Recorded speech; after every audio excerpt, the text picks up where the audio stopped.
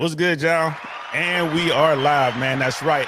Didn't even have to introduce her no more, man. She here, she always here. Y'all know what it is. Shu Shu in the building.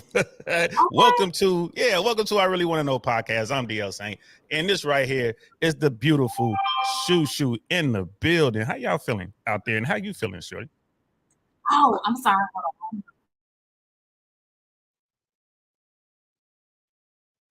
Just checking. Now you good?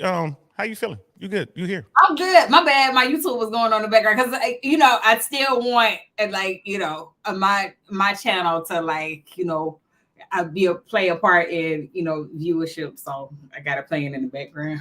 That's all good. I mean, we could even stream these if you Okay. want to. Next Yeah. time, we could just do it at the same time. Like, you know what I mean? Yeah. That way you get all your people to come on, let's share the wealth, girl. I ain't tripping. Right. But how you feeling? What's going on in New York City? I'm feeling pretty good. It's actually hot. Like on Twitter, I got it because I follow the NYPD and like the mayor's office, and they sent out a tweet saying that the next couple of days, like from today to Saturday, it's going to be like extreme heat, and like just letting people know like to make sure they keep water and stay hydrated, and try to avoid staying in the sun for too long. And like they have like places like resources you can go to stay cool if you need. So yeah, we started to get hit with that. It's a heat wave, y'all. It's like the majority of the country. Like down here, it's normal Florida weather. It's not like crazy, but the water from the Atlantic side to the Gulf side is Mhm. it's like a bathtub. It's 90 degrees plus, like 90, 91 degrees in the What water, it is? Wow. in the ocean. So the really bad part of that is it's hurricane season, and warm water feeds hurricanes. Warm water makes hurricanes bigger. Yeah. So yeah, I'm like, uh-oh. I'm When definitely gonna be taking a trip when the hurricane comes. I'm out of here. I'm not staying. These people be like, it's gonna be fine. Let's just buckle down. Like, y'all go ahead and buckle down. I'm going to Atlanta. You know what? That's the one thing that because at one point in time I did actually consider like moving to Florida, and but because I live in Alabama, and Alabama is part of the Gulf right there, the Gulf Coast, and we get hit with hurricanes every year because it's right there off the water. And like so during hurricane season, I know what that's like. I know what that's about, and Florida gets hit harder than we do. You know what I mean? So I was like, yeah, nah, I'm good. You better go on down to Miami. I You like better Florida, but yeah, nah, I can't go. I'm you good. better go on there. You're gonna wind up in Florida anyway, man. When this strike is over, it's gonna be a lot of movies. Because it was a back in 2000, I guess from 2006 to about 2012ish, Hollywood was in Miami heavy. Mm-hmm. It was Yeah. some big shows being filmed down there, and then it stopped, and then everyone went to Canada. So Right, right. Everything is filming like in Toronto and stuff like that. So yeah, that's and it's slowly coming back to LA, but now there's the strike, man. Just want to say what's up to everybody in the chat, yo. We got brother Dinosaur in the building. What's good, fam? It's like he's telling me the best things to do for my blood pressure. He's talking about planks, and some other stuff, and squats, wall squats. And I love doing planks, so it's on. You know what I mean? I appreciate that, bro. I appreciate everybody who's looking out for me because yes, I do have high blood pressure, but I'm on the meds and I'm eating right. I got all kind of leafy stuff and fruits and vegetables. I'm drinking more water. I don't even like water like that, but I want to live a little bit longer, so I'm gonna go ahead and do it. I have to come off that soda pop. basically white folks food. That's what black folks call it. White That's what folks we call food. that white folks food. So eating healthy is eating white, like I guess so. Yeah, that's how we Right, right. So I'm trying to, I'm trying to get old like Senator McConnell, so I can freeze up in front of the whole country while I'm talking. Come back 5 minutes later, like it's all good. I had nothing to see here. Like, bro, we saw you, bro. right, right, right. Where's Like the yeah, Senate doctor? Right? right. Why Yeah, you like still yeah. here? Like, this ain't even about news, man. We looking out for you, homie. How come you ain't in the ambulance? Somebody need to take you to the emergency room. Okay, or like our president. Like Lord have mercy, Lord bless him. Like he just looked like he just gonna tip over every time we see him. He just Every time. It's like, man, don't want if like a sudden gust of wind come up or something. okay. It's Lord have mercy, poor baby. It's over. And we need him too, because I ain't gonna lie to you. Like, I ain't a big fan of Kamala. Like, man, Like, we lose you. Uh-oh.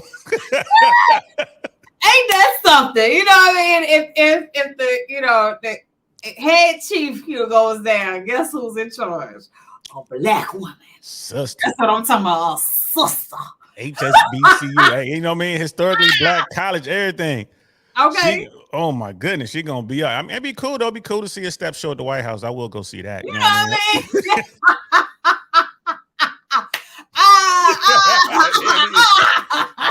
I mean? Q Dog just out in the front yard, just doing their Q thing with their gold boots on. I was like, I'll go see it.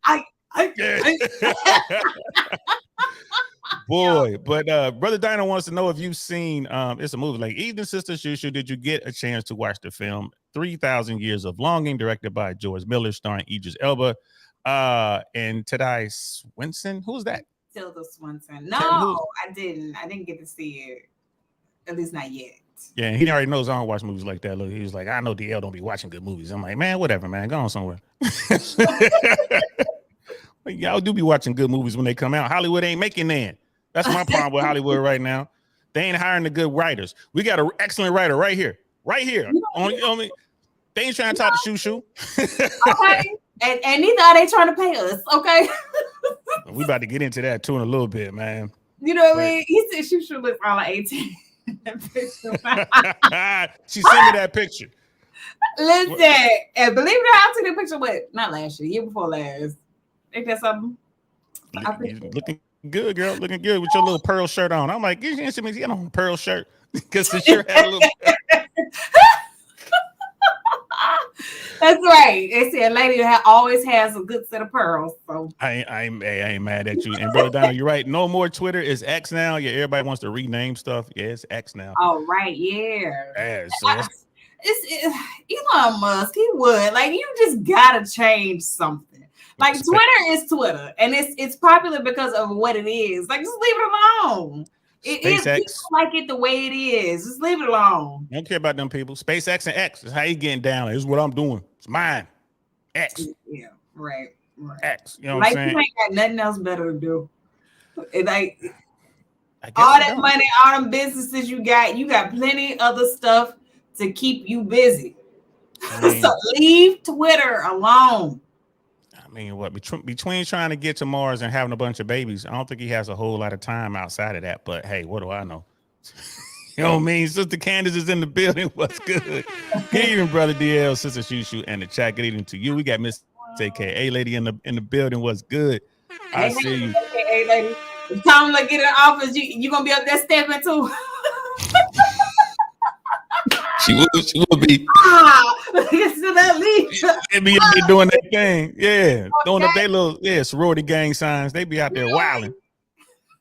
You know what I mean? And then Sister Candace, you're like, someone needs to play that clip of Mitch McConnell alongside a push for a term of age limits. Wow, term and age limits. Yeah, restrictions on our government. If you can be aged out of the service member, you should be aged out as an official.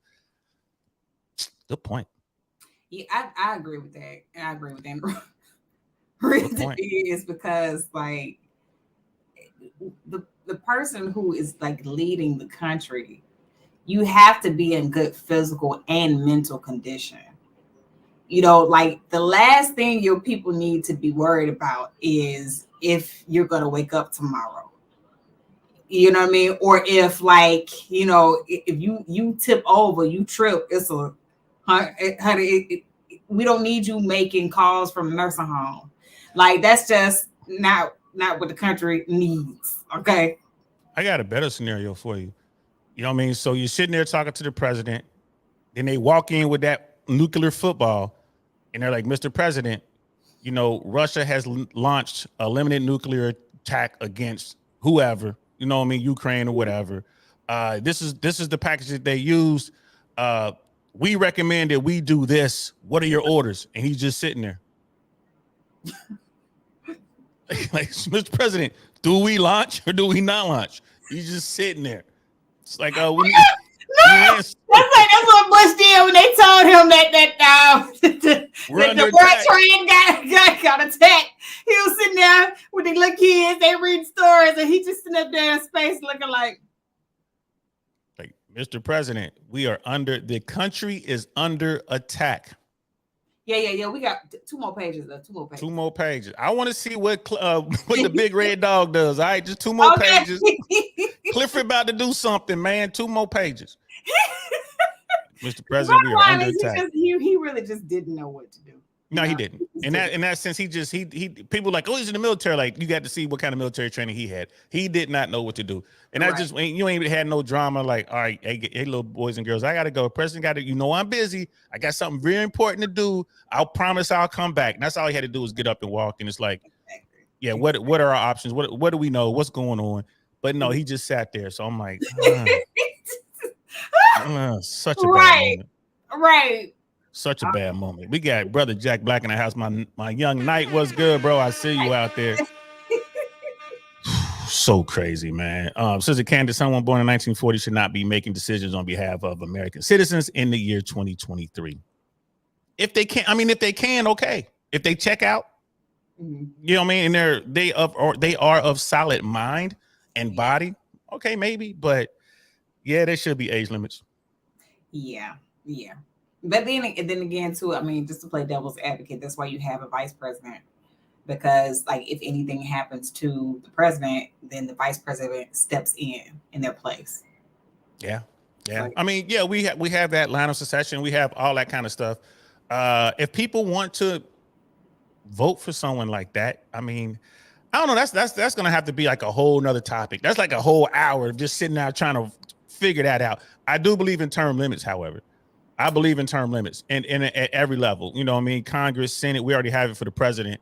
There should absolutely be term limits, but age limits, I mean, that's definitely worth the discussion because I see where Sister Candace is coming from, and I get it. Again, somebody comes walking in with that nuclear football, and you just freeze up. You know, there's no time for a senior moment. Like, I mean, it's like, do we launch or not? Right. Oh gosh. And you need an answer right now. Like, okay, you know how long it would take to rule that the president is just incapacitated, and now you got to go find a vice president, or you got to find someone who can make that call. That's when it gets real convoluted. You don't necessarily want the chairman of the Joint Chiefs of Staff. You don't generally want a general or admiral to push the button. You know what I mean? Because they're gonna smash that button without even thinking about it. So that's one of those things. So let's talk about what we came to talk about. So we're gonna have some fun here. We're gonna keep it loose. We're definitely gonna talk about the strike and what's going on in Hollywood. Then we're gonna talk a little bit about relationships. I got a video queued up from your show last night talking about attraction. I missed that show, but I definitely wanted to pick your brain on that because you were saying some good stuff. You got something queued up, and then if we have enough time, we'll talk about religion and faith versus science. Yeah, so I think that'd be kind of fun. Thank you everyone who was here checking out, rocking out with us, man. Please hit that like button on your way in. We appreciate you. I know y'all here to see her. I ain't mad. My bad. Y'all here to see her. I ain't mad. I'm here to see her too. You know what I mean? She got the best smile on YouTube and be keeping it 100. That's real talk. Keeping it 100. Yeah. And then people be like, hey, did you see Shu Shu post that stuff when she was at the pool? I'm like, boy, if y'all don't stop thirsting after these ladies. Who said that? I ain't telling. Oh, Lord. You already knew when you did it. Come on now. You already knew. My brother called and he was like, hey, don't be posting no more of the pictures, man. That's enough. We posting no more of the pictures. Like, boy, it's 1,000,000 degrees out here. I'm at the pool. Okay. I was like, what's inappropriate about it? I'm in a bikini at a pool. Okay. Like, it ain't like I'm just in my room somewhere, thirst trapping or something. Like, Literally got my feet in the water. Like, what? Exactly. Literally got my feet in the water, in the pool water. Just terrible. So you know what? Public service announcement. I'm gonna say this. Let me give you a one shot. Here you go. Since y'all be sitting up there talking about some women hitting the wall, listen, the Lord blessed me with these good genes, and I ain't gonna have this body forever. So you know what? I want to be able, when I get in my 80s and 90s, to look back and say, damn, I was fine as fuck. Okay? So that was before all these wrinkles and the sagging hit. Okay, I was a fox. All right, I was bad. All right, you know what I mean. So when the day come where I can't do that no more, I don't want to be like, damn. Well, you know I had, but hey, you know, And, the and world listen, will never know. the world will never know. And all I got to say to that is this. Holla, holla, holla, holla, holla, holla, holla, holla, holla, holla, holla, holla, holla. That's all I got to say. Oh my God. That's all I got to say. Listen, Now, y'all. it's a couple of older women that I actually look up to as far as like for physical fitness, because and it just comes to show you that, like, you know, if you only let go if you let yourself go. You know what I mean? You can maintain your physical quality, but you have to put the work in. You And know what I that's mean? without getting the BBL, without getting the facelift, Right, lift fillers. You can do it right, naturally. right. Because this lady, her name is Ernestine Shepherd. This woman is in her 80s, and she was in the Guinness Book of World Records for the oldest female bodybuilder. And this woman is in her 80s and still around here rocking a two-piece on the beach. I mean, you can You do know, that. I want to be able to be in my 80s, honey, still walk around, still rock my two-piece, honey. Hey, listen. Looking at them young puppy boys got there, like, them little boys be running up and you're like, "Ow, ow, ow, ow, ow, ow, ow." Like, come on now, little puppies. Y'all going somewhere. Great grandmama Cougar, okay? Go ahead. Y'all stupid. That's all I got to say. Brother Chris Smokey House in the building. What's good, fam? How you doing? Good evening to you, bro. Good evening. I'm glad you're here. Look, Scam like to got something for you. Yeah, Kiki Dress Mafia is looking for sure. Oh my God, really? Nowhere near that. Nowhere near that. You know what I'm saying? If I saw you in a see-through dress, first I'm calling your brother, and then I'm calling you. I'm like, man, we inbound now. We got a big old sack. We gonna wrap you up in this big old sack, girl. What you doing? Wearing them see-through dresses. Oh Lord. But everybody else can wear them now. You know, we love them 304s. Hey, that was a great post you put out there, by the way. Are you saw it? My public service announcement. That's right. Y'all need these 304s alone, honey. I've been changed. I've been converted. I'm an advocate for 304s. Okay, 304s. I am your advocate. Okay. You are out here doing the work of the Lord. Okay, we appreciate you. I just want to let you know that don't listen to these people out here saying you need to cover up, you need to close your legs. No. Keep spreading the wealth. Okay, spreading the joy, spreading the love, because your love is needed. Your services are needed. Thank you on behalf of America. Thank you for serving your country. Yeah, I'm with you on that. I'm with you on that 100%. Because, man, look. Listen, and you know what? I know you're not a big fan of them, but I just saw Abba and Preach dropped a video yesterday. They were talking about this girl, this Asian girl. She just graduated from college. She got her bachelor's and her master's degree. And in order to celebrate, she took a trip to Germany, her and her friend. And they ran into this guy. He was like, and he's American. And he told them, well, you know, he was going to show them around or show them like some of the spots and stuff like that. And so he took them to, it's like some really, really famous bridge. It's a big tourist spot there. And like took them up on the bridge, and he started like coming on to the girl and like making advances at her. And like, she was like, nah, you know, she just wasn't interested. She turned him down, and he pushed her off the bridge, her and her friend. And the girl unfortunately passed away. Her friend, fortunately for her friend survived, but that's because she was lucky enough, like she landed in a tree or something like that. But like, you know, and that is crazy. If you see the bridge and how high it is, yo, that is insane. Now that's wrong. I mean, that's not even funny. Like, you got these guys out here who are crazy like that. Ladies, be careful.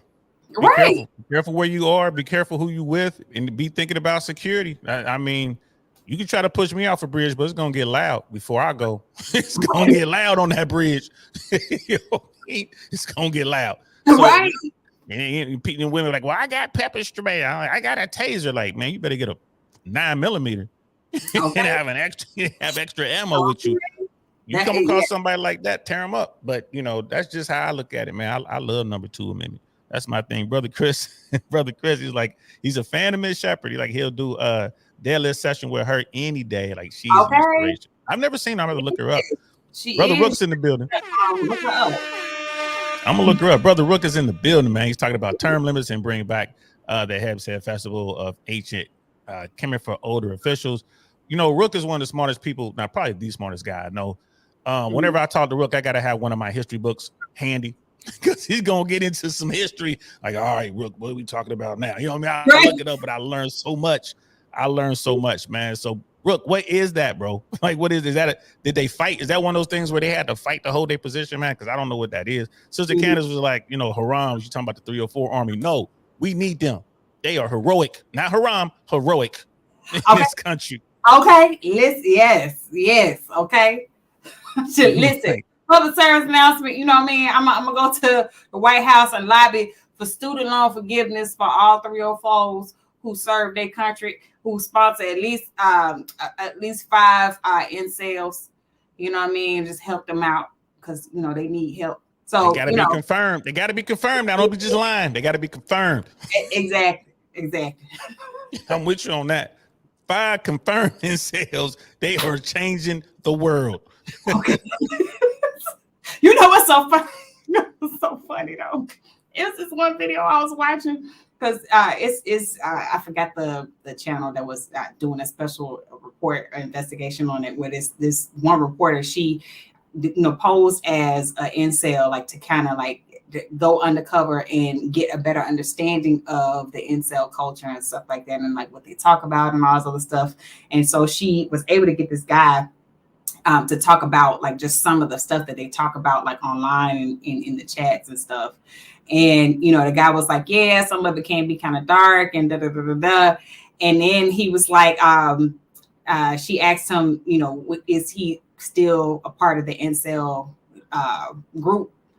Now he was like, no. He was like, well, once I got a girlfriend, he was like, then all of a sudden they turned on me, and like then all of a sudden it was like I was the enemy. she was like, okay, so she was like, you're not a part of the incels anymore. He's like, nah, I'm not an incel anymore. Then she asked him, she was like, are you still a virgin? He was like, no, I'm not a virgin anymore. Just like that. That's how it goes. Just like that. I wonder why. Break the whole clique. You bring it all the way down. Anymore, so all we need is a 304 strike force, man. Go in there. You know what I mean? Like it's like SEAL Team 6. Go in there and just take care of that. Okay. 1 week, no more incels in America. I wonder what happened. Right. Like, you know what I mean? Drop them in. We can get them airborne qualified, like I said before, man. Drop them right in. They run in. You know what I mean? Just do their thing. Done. Dude's as happy as he can be. Happy as he can be. Right. He ain't gonna be no incel no more. He ain't gonna be no incel no more. He ain't gonna be thinking about no violence. He's gonna be thinking about that booty. Okay. Scam likely. He's telling women to not to buy or use stun gun. Get an official taser. Don't get tasers. Go to range. You know what I mean? Exercise your rights. That's what we fought for. Go to range and get you something real. Yeah, that little stun gun and all that. Nah, don't do that. Reach in there, get something that goes pow. Trust me, that works. Even if you miss, they hear that, they go.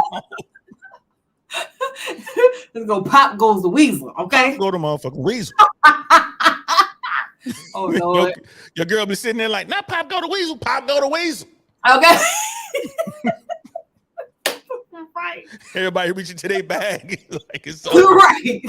Yo, I mean, sales will learn quick too. What did she said? Pop go to weasel. They know to run when they hear that. Pop go to weasel. They just take off. Okay. So now I believe I don't believe in stun guns. I don't believe in none of that stuff, man. I don't believe in tasers. I believe in real deal. My biggest thing is I'm just scared. Like I'm gonna pull it out and like sting myself, like shock myself. I'm just like, oh wait, like that's not how it's supposed to work. My bad. That's not how that was supposed to go. Yeah, you pull out your pepper spray and the wind blowing it right back into your face. You spray him. Now you can't see what he about to do because he got you. Right. You can't even run. You blind. Gosh. So now, go to the range, get trained up, get the perfect weapon for you. 380, 25, 22, whatever, even 9mm. That's what I would suggest. And always carry an extra mag. But here's the thing. Here's the thing. Let's talk about the strike in Hollywood. We know the Writers Guild's on strike. We know that the actors are on strike. Now, I'm not looking for talking points or anything like that, but what does this strike mean to you? Because you're in that business. Yeah. So for me, what it means is it means like more money, basically, but rightfully so. So for people who don't know, actors get what they call residuals. And what residuals are is like when we book an acting job, and it depends on like, you know, however many days. You might be hired for one day, you might be hired for multiple days, depends on the role that you get. So let's just say you get what they call a day player, which is you just working for that day, right? You get hired for that day's work. And then particularly if it runs on a network, every time the network airs that episode that you're in, you get residuals from that. And they pay out every quarter.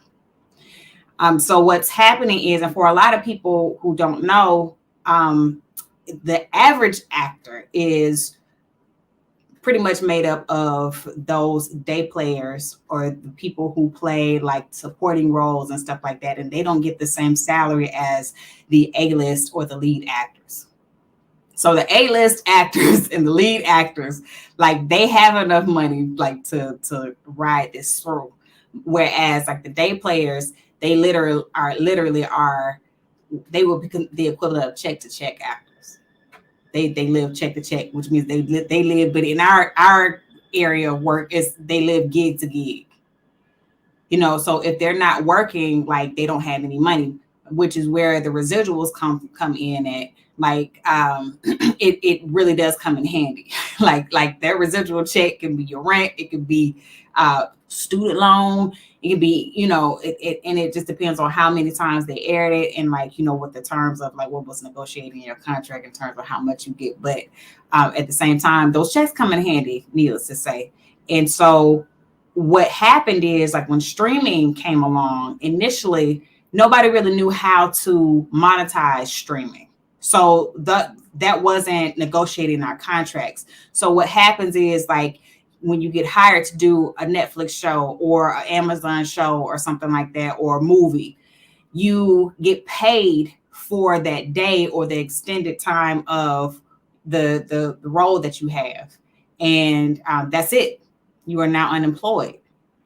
And once they figured out how to monetize streaming, they never like offered up like the residual payments to actors the same way that we get residuals on networks. So ultimately what that means is these streaming platforms can play that movie, that series, whatever, time and time again, and they get millions of streams and we get nothing from it. But yet these studios are getting all that money. And you talking about people who are living like literally like check to check. That's a big deal. That's a big deal. That's a lot of money that people are missing out on. And people don't understand that. It's like, well, what do you complain about? What do you get? Well, I'm complaining about the fact that, you know, I can't pay my rent because I don't have a job. You know what I'm saying? How many times have you gone to the mailbox and got a happy surprise inside the mailbox from some residual from something? What? And it always comes right on time. Hallelujah. Okay. I be like, damn, if I just, Lord, I just need $100. Lord, I just need $100. So I go check my mailbox. I see that check that say SAG on it, and I open it up. So, whoo, won't it do it? Okay, come on, yes, Lord. You know, boy, have to get on the phone. Look, Bubba Pinky Toe. Yeah, I'm not gonna need that only feet. I'm not gonna need that subscription. Nah, I'm not gonna do it. I'm gonna skip this one. Okay, I'm gonna skip this one, y'all. I'm not seeing no pictures out. Yeah, no pictures of my feet. I'm good. SAG came through. Okay. But see, here's the thing about residuals too that people don't understand. over time, the amount that you get dwindles down. So like I've literally got a check for $0.00. Why even waste the paper? Exactly. They spent more money printing the check and mailing the check than the actual value of the check. Y'all could have kept that. Yeah, You just email send could have me a worked. statement. You ain't even have to print a check. I think that's the insulting part. You could have just sent me a statement saying, "Hey, this is what the payout was." Like, I get it. Why you ain't send me no check? Ain't understand. Like, Ooh, that was the opposite. You got to call Brother Toes right back. Like, Brother Pinky, my bad. No, I will be sending them pictures because they sent me another zero check, another zero. listen, $0. y'all. It's gonna be some only feet this month. Okay, I'm gonna start back posting this month. Y'all go ahead, get ready. But this is why this is important. Like, these are people who choose this field, and it is, it is a craft, and they're happy to work their craft. And people hear about the strike and you talk about Hollywood, immediately they start thinking about the A-list actors and whatnot. That's not who's really hurting during this strike. I mean, even I think The Rock, they won't say how much he sent, but he sent a lot of money into the fund for the strike. It's a six-figure. No, seven. No, seven. Yeah, 7 figures. 7 figures. And they won't say, I think it was high 7 figures. So those people, we're talking about the folks you never see, the folks you don't know. And I understand that a lot of this has to do with AI.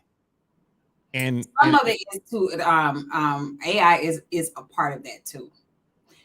So how AI is a part of it is that, so what they're trying to prevent from happening is that, like, for instance, so there are so many moving parts of a project. Like, even background actors are a huge part of the project. They are part of what makes the scene real. They're part of what makes the scene come to life.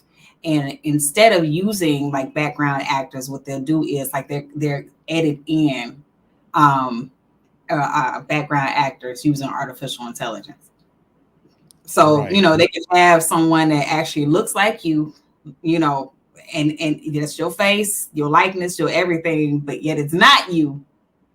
And yet they're using you in that. And you ain't getting it down. Now I'm gonna tell you, yeah. So like, and this is something before I forget. I know a lot of people can, hear this and be like, well, get another job and da da da da. Like, yes, people can get another job, but here is the problem. And we're not gonna pretend like it's not. When you go out in public and people notice you, like they notice you for being on TV. And like, so when people see your face on TV, they automatically like you're automatically elevated in this on their mind like a god.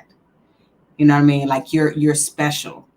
You're not a normal person in their minds. And then they see you doing a very, very normal, regular job. It's almost like the not ridicule, but like I guess like the criticism you kind of get, you know what I mean? Like, and I even told a story, like when I first, my brother first interviewed me on his show. I was talking about how I just booked Shades of Blue, and I was working in a retail job, but like I was working in operations. So like I didn't work like on the selling floor, but like what they did was they posted my picture and the logo of the show I was going to be on and like the time and everything in the employee break room so everybody would know. And so when I went in the break room, I saw it. I was like, oh, that's so nice. You know what I mean? I was like, oh, that's sweet. And so on my way out, I run into these other two employees and they were like, they was like, that's you? I was like, yeah. They was like, you really on TV? I was like, yeah. They was like, why you working here? Yeah. I was like, oh yeah. Still need money. You know what I mean? like was it Amanda Seals even talked about that? She said there's nothing worse than being famous and broke. Yeah. That is a very, very humbling feeling. Yeah. Remember when Gary Coleman was working as a security guy? Mm-hmm. I mean, think about that. You go from the highest of heights being, Gary Coleman was definitely B-list celebrity, almost A-list when he was little, right? He was like really popular. To now he's a grown up with no money and he's working as a security guard. That destroys you from the inside out. Because the bottom line is acceptance is just a part of, like, it's one of the basic needs that we all as human beings seek. We all want to be accepted. And when you go out in public and you go from being, a known face to working a very regular job, and you get ridiculed for that, because people do like shame you and ridicule you and like call you a loser because now, you one of the commoners now, you've had a fall from grace, and people, how heartless and cruel people can be. That takes a toll on your mental capacity. It takes a toll on your mental health. It takes a toll on you spiritually. It takes a toll on everything. And it's so easy for anybody to be like, oh, so what? You shouldn't care about what other people think. That is absolute bullshit.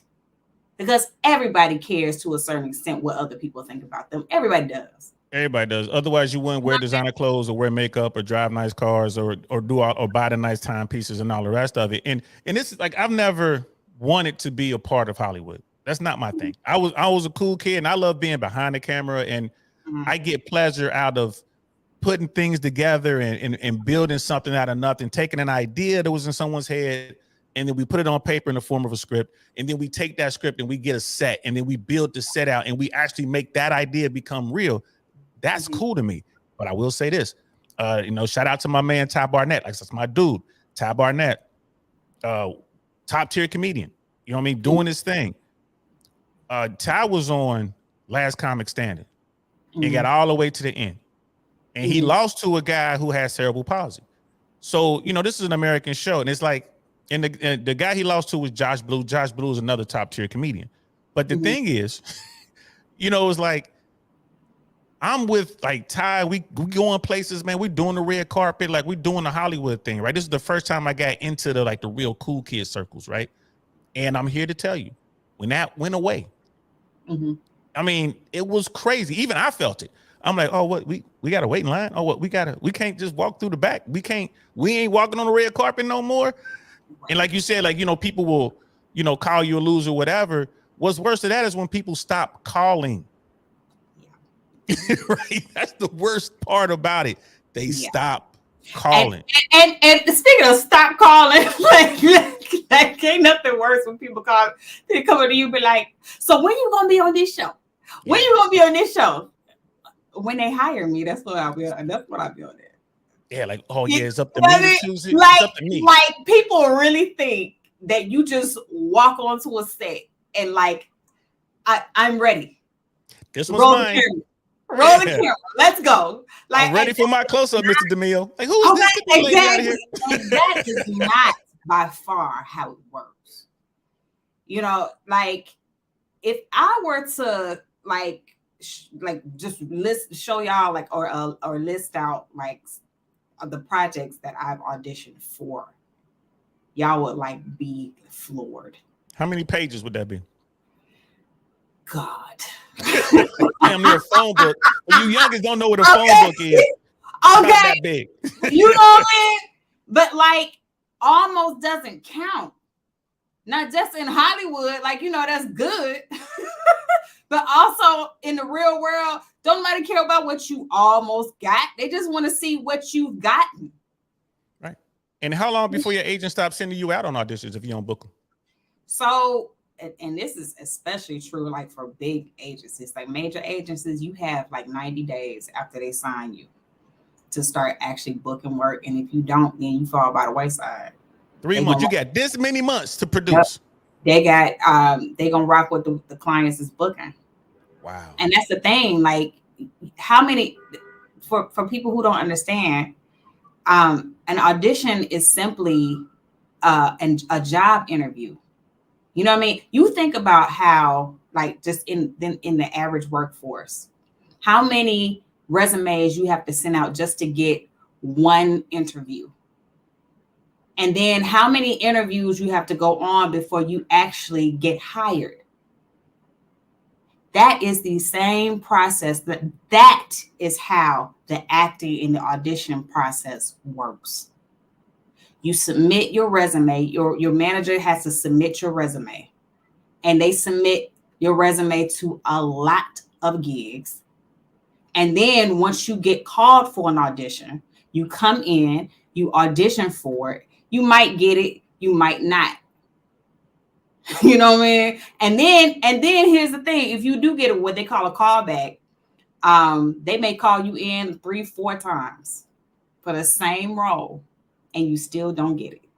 Still don't get it. You know, So I mean that's the equivalent of you going on a job interview. They call you back for a second interview. They call you back for a third interview. You excited, like, yes, this is good. And then unfortunately, you don't get the job. Isn't that not disappointing? But yet that's like me saying to you, so why didn't you get it? So why you didn't get the job? Why don't you work for Microsoft? Why don't you just work for such and such? Because you don't just go into any kind of business and just clock in or just get on payroll and say, hey, I work here now. That's not how that works. And neither do you walk onto the set of any kind of film or television show and just say, hey, I work here now. That's not how that works. it's not how it works. You can fake it for a little bit, but then they're gonna figure out who you is. But hold on. I know people who've done that. They faked it on, you can fake it on the set for a little while till eventually someone's gonna catch it too. Well, hey, who was that? Yeah, I always here to eat. You know him? Nah, Yeah. I thought you knew him. You don't know him? Nah, I don't know him. Hey, excuse me. Come here. Come here. Come here. Yeah, that's funny. But so we're talking about, and guys, was because this strike is so important to the folks who are just starting. What Shu Shu and I were just talking about is a level that most people don't even get to. When you're talking about, actually booking gigs, when you're talking about having an agent, having a manager, getting the ability, having the ability to go out and actually do these auditions. So what management wants to do in Hollywood now, management being in studios. So we need to tell people what it's like to get in, like day one, because I'm not an actor, but I've heard the stories. I know how hard it was to get vouchers. And we need to talk about what are we talking about here? Like, so in Hollywood, when you want to be an actor, you can go to a regular casting call. Like we just need extras. Yeah. Right. So you just go there and then you spend your day basically being treated like a third-class citizen. Yeah. Sitting around waiting. They tell you. Because listen, when it comes to craft services, so y'all don't know, craft services is like they provide like snacks and like, stuff like that on set. So like, they do like feed you while you're there, which is good. But they have like two different sides. So you have craft services for union actors, and then you have craft services for non-union actors. And the craft services for non-union actors, like, they don't have the good snacks. They don't have the good stuff. They may give you like, some crackers or like, like some of them Nutri-Grain balls, granola balls and stuff like that.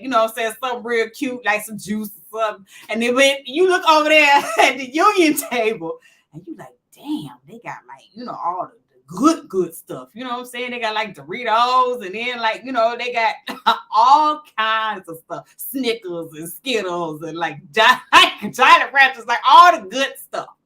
All the stuff that you want to snack on. And anything they want over there on the SAG side, they get whatever. If it ain't on the table, they just say, no, I want this. And someone will go and get it. And like to Life of Cash, you're talking about a PA, a page. Yeah, a production assistant is basically that. That's the gopher. So when you're there and you're trying to get you want to get into the game. You want to get into the union, right? So I don't know if they still do this, but my friends were telling me they needed 3 SAG vouchers. Yeah, so the vouchers they call Taft-Hartley, the Taft-Hartley vouchers, and you need 3 of them. What you either need 3 or you can just I think they said you can just pay your way in there. I think but it's more money, and that initiation fee ain't cheap. It was like $3,000 back in 2015, and I can only imagine how much it is now. So basically most people ain't buying their way in. You're gonna have to get those vouchers. And this is one of the sticking points I wanted to get to. So we're trying to paint the picture, like just to get to where Shu Shu is talking about where she is, you have to start there.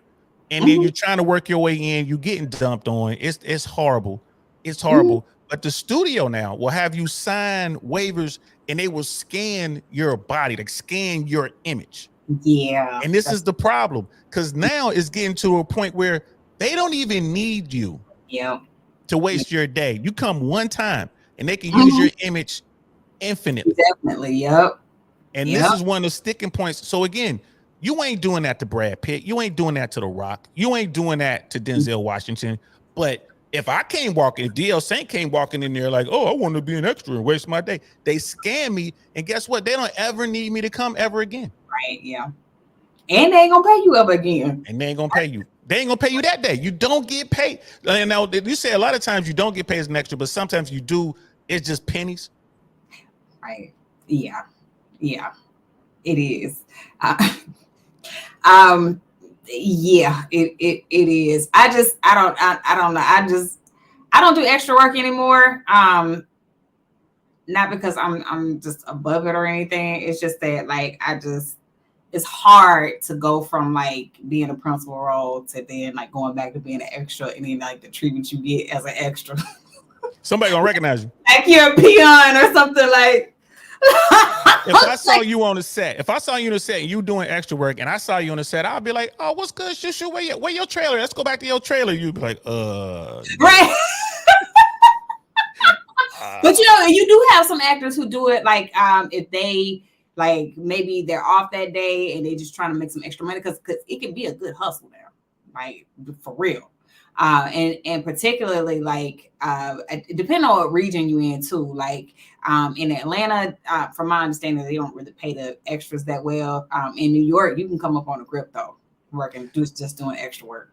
Yeah, and I've seen that in LA. Where you could, you definitely can make some money just being extra. I know some extras that were pulling in like $1,500. Right? Yeah, you can. And, you know, and they worked it out. They knew okay. Okay, like if you have like if they're shooting like a show that's like supposed to be based in like the 70s or something like that, and you have a car that's like a 1970 whatever, and like they actually put out ads for that, like because they're looking for stuff like that, and they'll pay you, just to use your car for however long. And I've seen that a lot. They will. They got people who particularly like in Jersey, like what they do as a part-time hustle is like they let production companies rent their house for like the day to do a shoot, and they'll have the house like till the whole day while the owner's out at work or whatever, and then at a certain time they start wrapping stuff up because they're supposed to be up out of there. Like that's a whole hustle with itself. That's big money too. I've seen that as well. I want to catch up with the chat just real quick. Sister Rosa's in the house. What is good? Hey,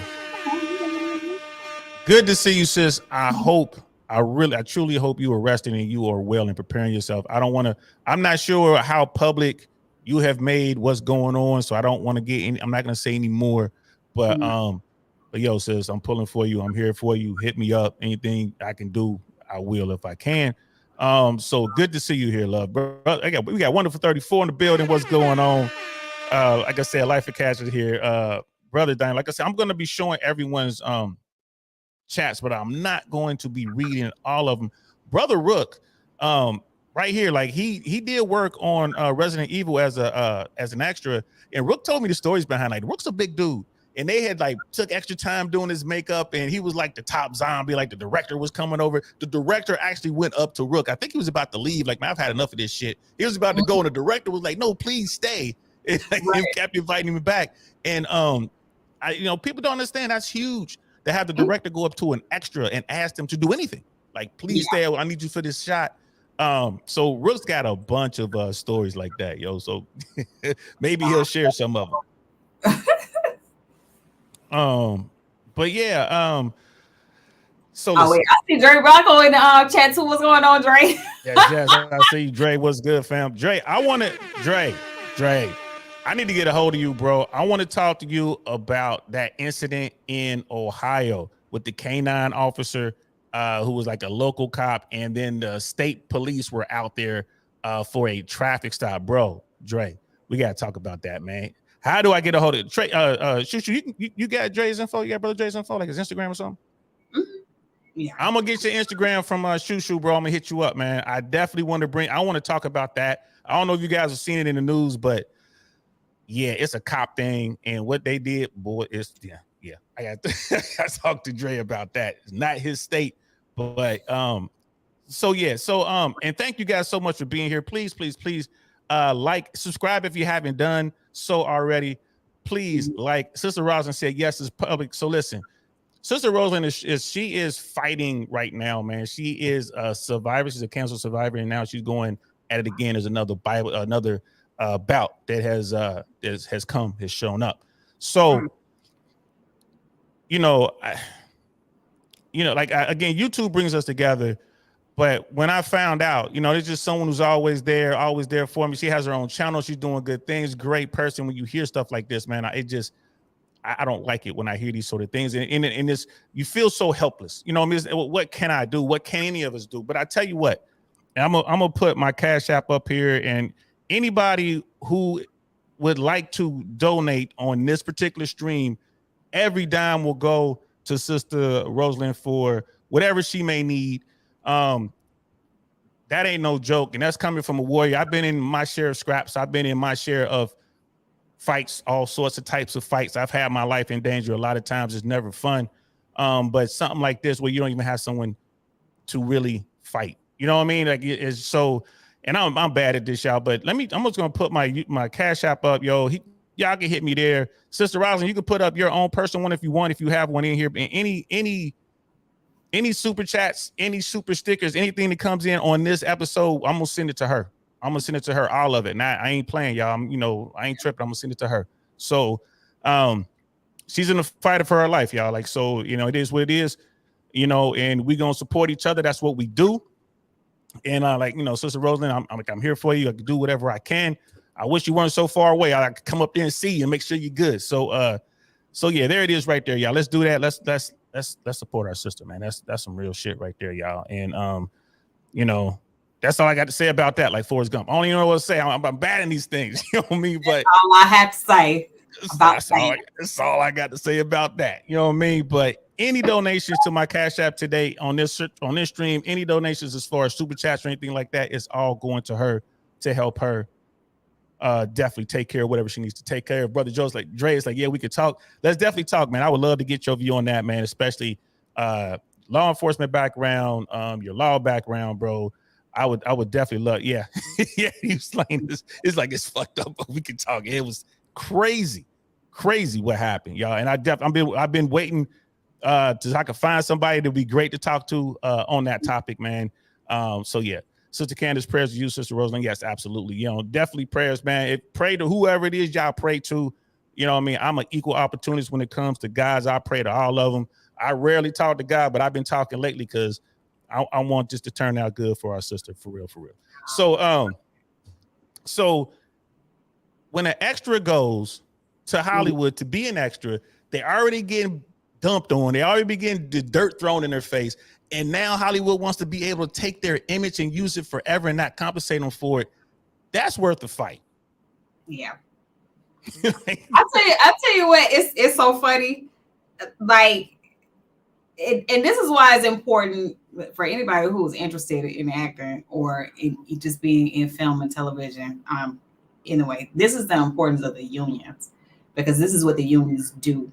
They fight for the performers. They fight to make sure that we get paid and we get paid properly. They make sure that the studios aren't overworking us, because like they actually regulate like how many hours we can go and we can work.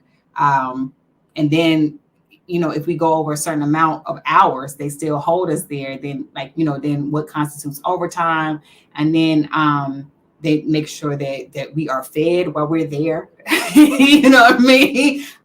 They take care of all of that. Like if we don't get paid, like they offer like, legal services for us, you know what I mean? So like, that's the importance of the union. They make sure we get like residuals, so stuff like that. But you do have a lot of non-union work out there that a lot of actors take, especially particularly like in the beginning, of course, because you're just trying to build your resume. But shows in particular, like for instance, and I mean, I hate to call out, but it is what it is. Like all them reenactment shows, those are non-union, and they will pay you. I mean, like literally, like maybe $150, or like, oh no, what a lead actor gets $250, and like that's it.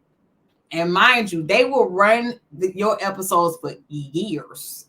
Like the last one I did was maybe like in 2017, and like maybe no, like 2016, 2017, something like that. And they still running them episodes. Somebody hit me up not too long ago talking about some girls watching Discover ID. Was you on this show? I saw you. I was like, great. Know how long ago I shot that? And they still using my face. That's crazy.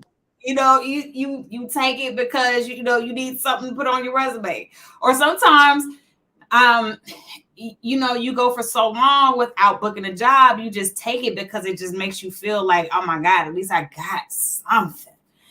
And you got to keep your skills sharp. I mean, that's something too. It is a craft. You can't just sit around not doing anything. This is for Brother Rook, $100, and that's all for Sister Rosalind. I'm not even listen. You're getting 100% of any donation. I don't care what YouTube takes, sister. You're gonna get the whole thing. And that's for Brother Rook. Thank you so much. And also in the chat, Sister Rosalind's put her Cash App there, so you can go to her directly if you like as well. These battles are never cheap, y'all, and I don't care how good your insurance is. There's just certain things out there that we don't think about. There's, you're gonna have to rest, you're gonna have to recover. Sister Rosalind's going in for some chemo. She's not gonna be able to move about as much. She's gonna have to recover from that. So you're gonna need that extra help, y'all. So I appreciate it, Brother Rook. I know you got to go, man, but I say that's my man, $100,000. You know what I mean? So yes, we just gonna do that. I appreciate it. I also put a link to her her YouTube channel in the chat. So please, guys, I understand money is tight, but if you can at least go maybe watch some of her stuff and like just get the, like get the engagement up and stuff like that. And let's just do it that way. But yeah, y'all know I don't only do stuff like this, man, but Sister Rosalind's good people, man. I want to do everything I can to help. So what little I can to help, I should say. But we're gonna get back to the craziness. And you're right though. So when people say that this SAG, and the WGA strike is BS, it's not. Right. It's not BS. This is the real deal. This is what, this is people's livelihoods. You know what I mean? This is people's livelihoods. Brother Terusa's in the building, man. Thank you so much, bro. Don DeMarco for $20. And like we say, every super chat, every super sticker is going straight to Sister Rosalind to handle what she got to handle, because that's how we do. We got to support each other. I'm pretty sure the Cash Apps are rolling in. So, and forgive me if I don't see them, because I don't know how to link the Cash App and make it pop up on my thing, because I'm stupid like that. I'm the big dummy. You know what I mean? I can't just, So, yeah. So we got that going on. This fight is worthwhile. So now that we've kind of painted a picture of what it's like for the people at the bottom, for the people at the mid-tier, at the top, why are they so committed to the fight, you think? Is it because they know they've been there, they know how tough it is? Right. Well, yeah, they know how tough it is, but at the same time, if let's say they decide they want to continue working, like SAG will fine them for that. Like you'll get fined for that. And because the bottom line is like we're a union, we're representing you, you know what I mean? And if you don't stand with us, I hate the way that sounds, but like, if you don't stand with us, hey, you know what I mean? Like you turn on your back on us, the people that actually are there for you when you need us. So it's like, ultimately, if you not, fighting the cause only because, hey, like your pockets are longer than ours, like essentially like you turning your back on us. Right. I got mine. When no matter what, we got your back no matter what. Like, let something happen to you, or we always making sure you're good on set.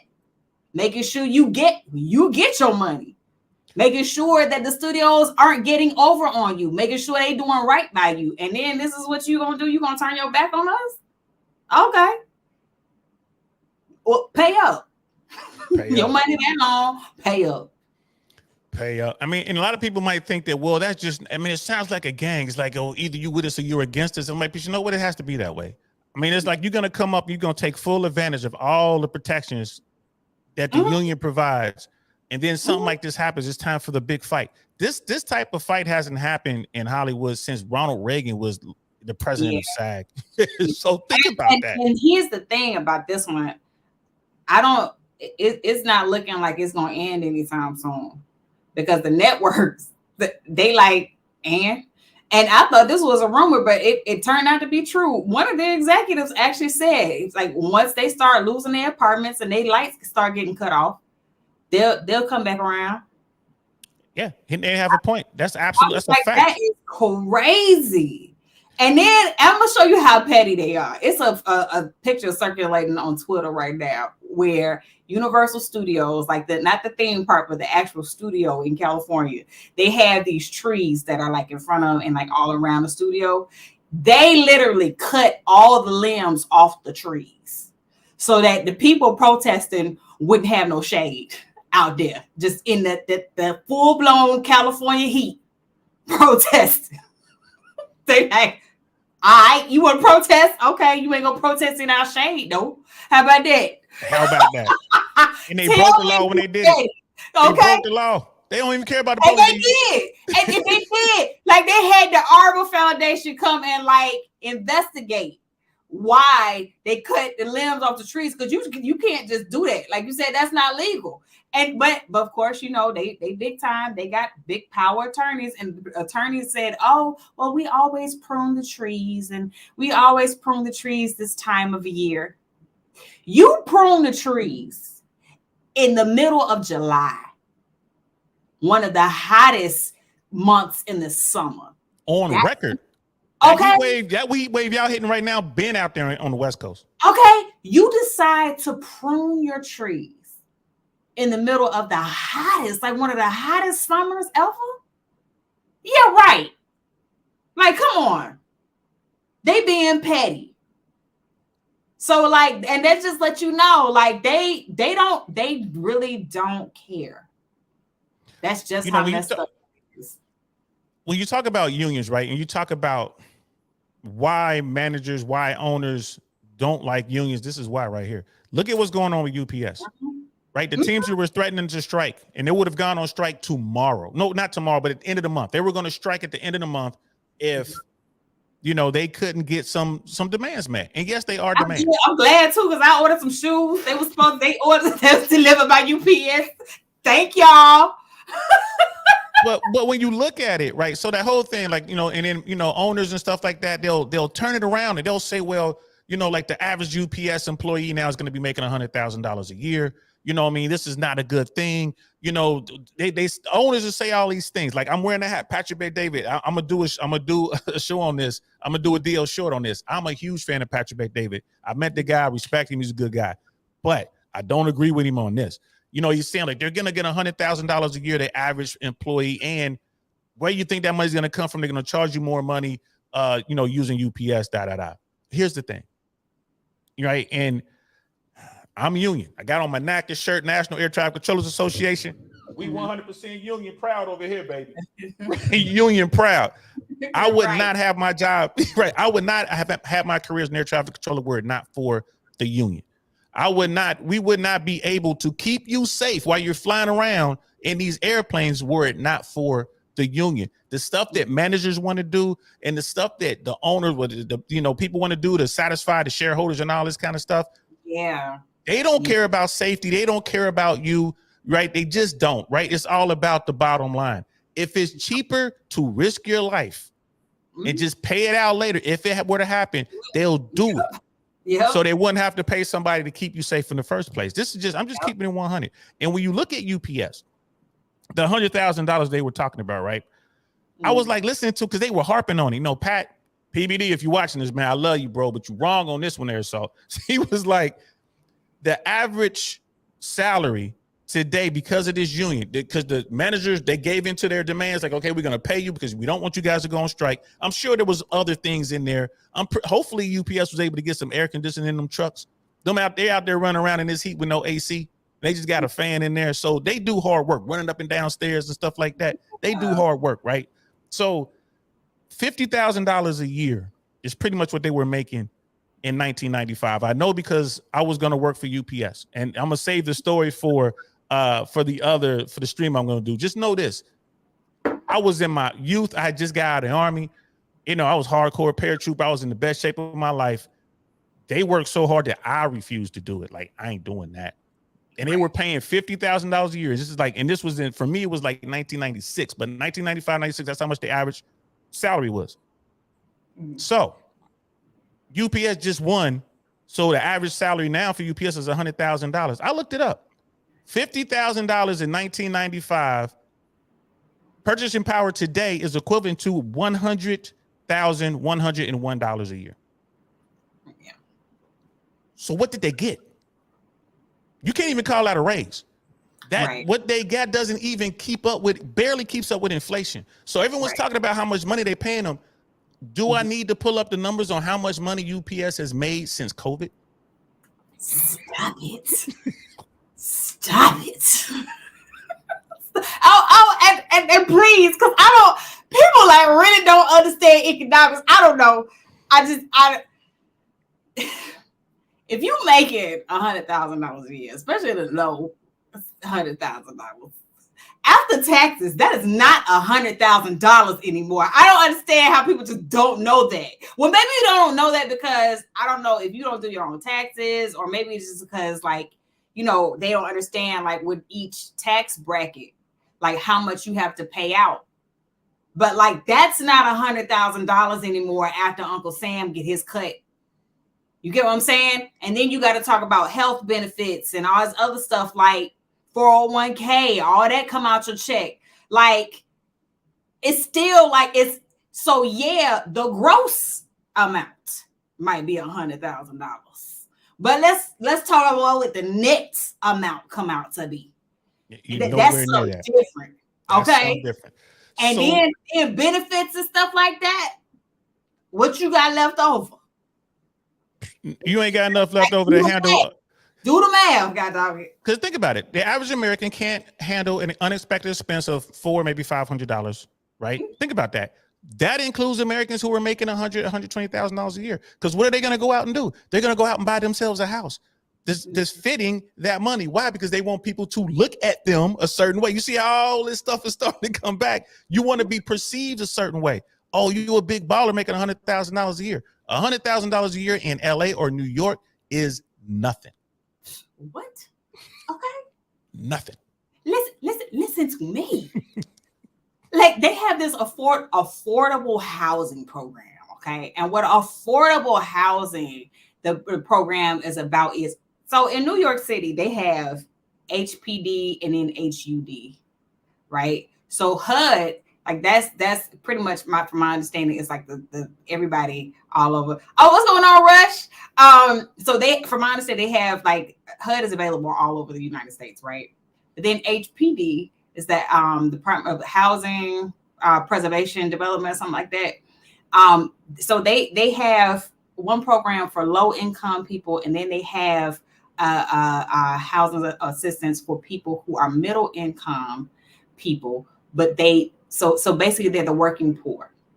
So you make too much money to qualify for any kind of government assistance, but you don't make enough to meet, like, the standard market rate of anything, not just real estate, but, like, you know, inflation, like, you know, like gas, anything. So they actually had to have a whole nother program here for middle class, middle income earning people. That's how expensive it is here. And that is insane. And like, so on the list, like, they got you know, you can apply for, like, different apartments. you got a price range. You got some people that some price ranges on there like from 1-2 bedroom apartment. Like the income range is like $70,000 or $80,000 to $120,000. Mind you, this is affordable housing. This is to qualify to get help. Right, to qualify to get help, to get to get a lower rent, like lower rent or whatever. Fact. Like $100,000 on there. People making $100,000. You know, I spent the better part of here.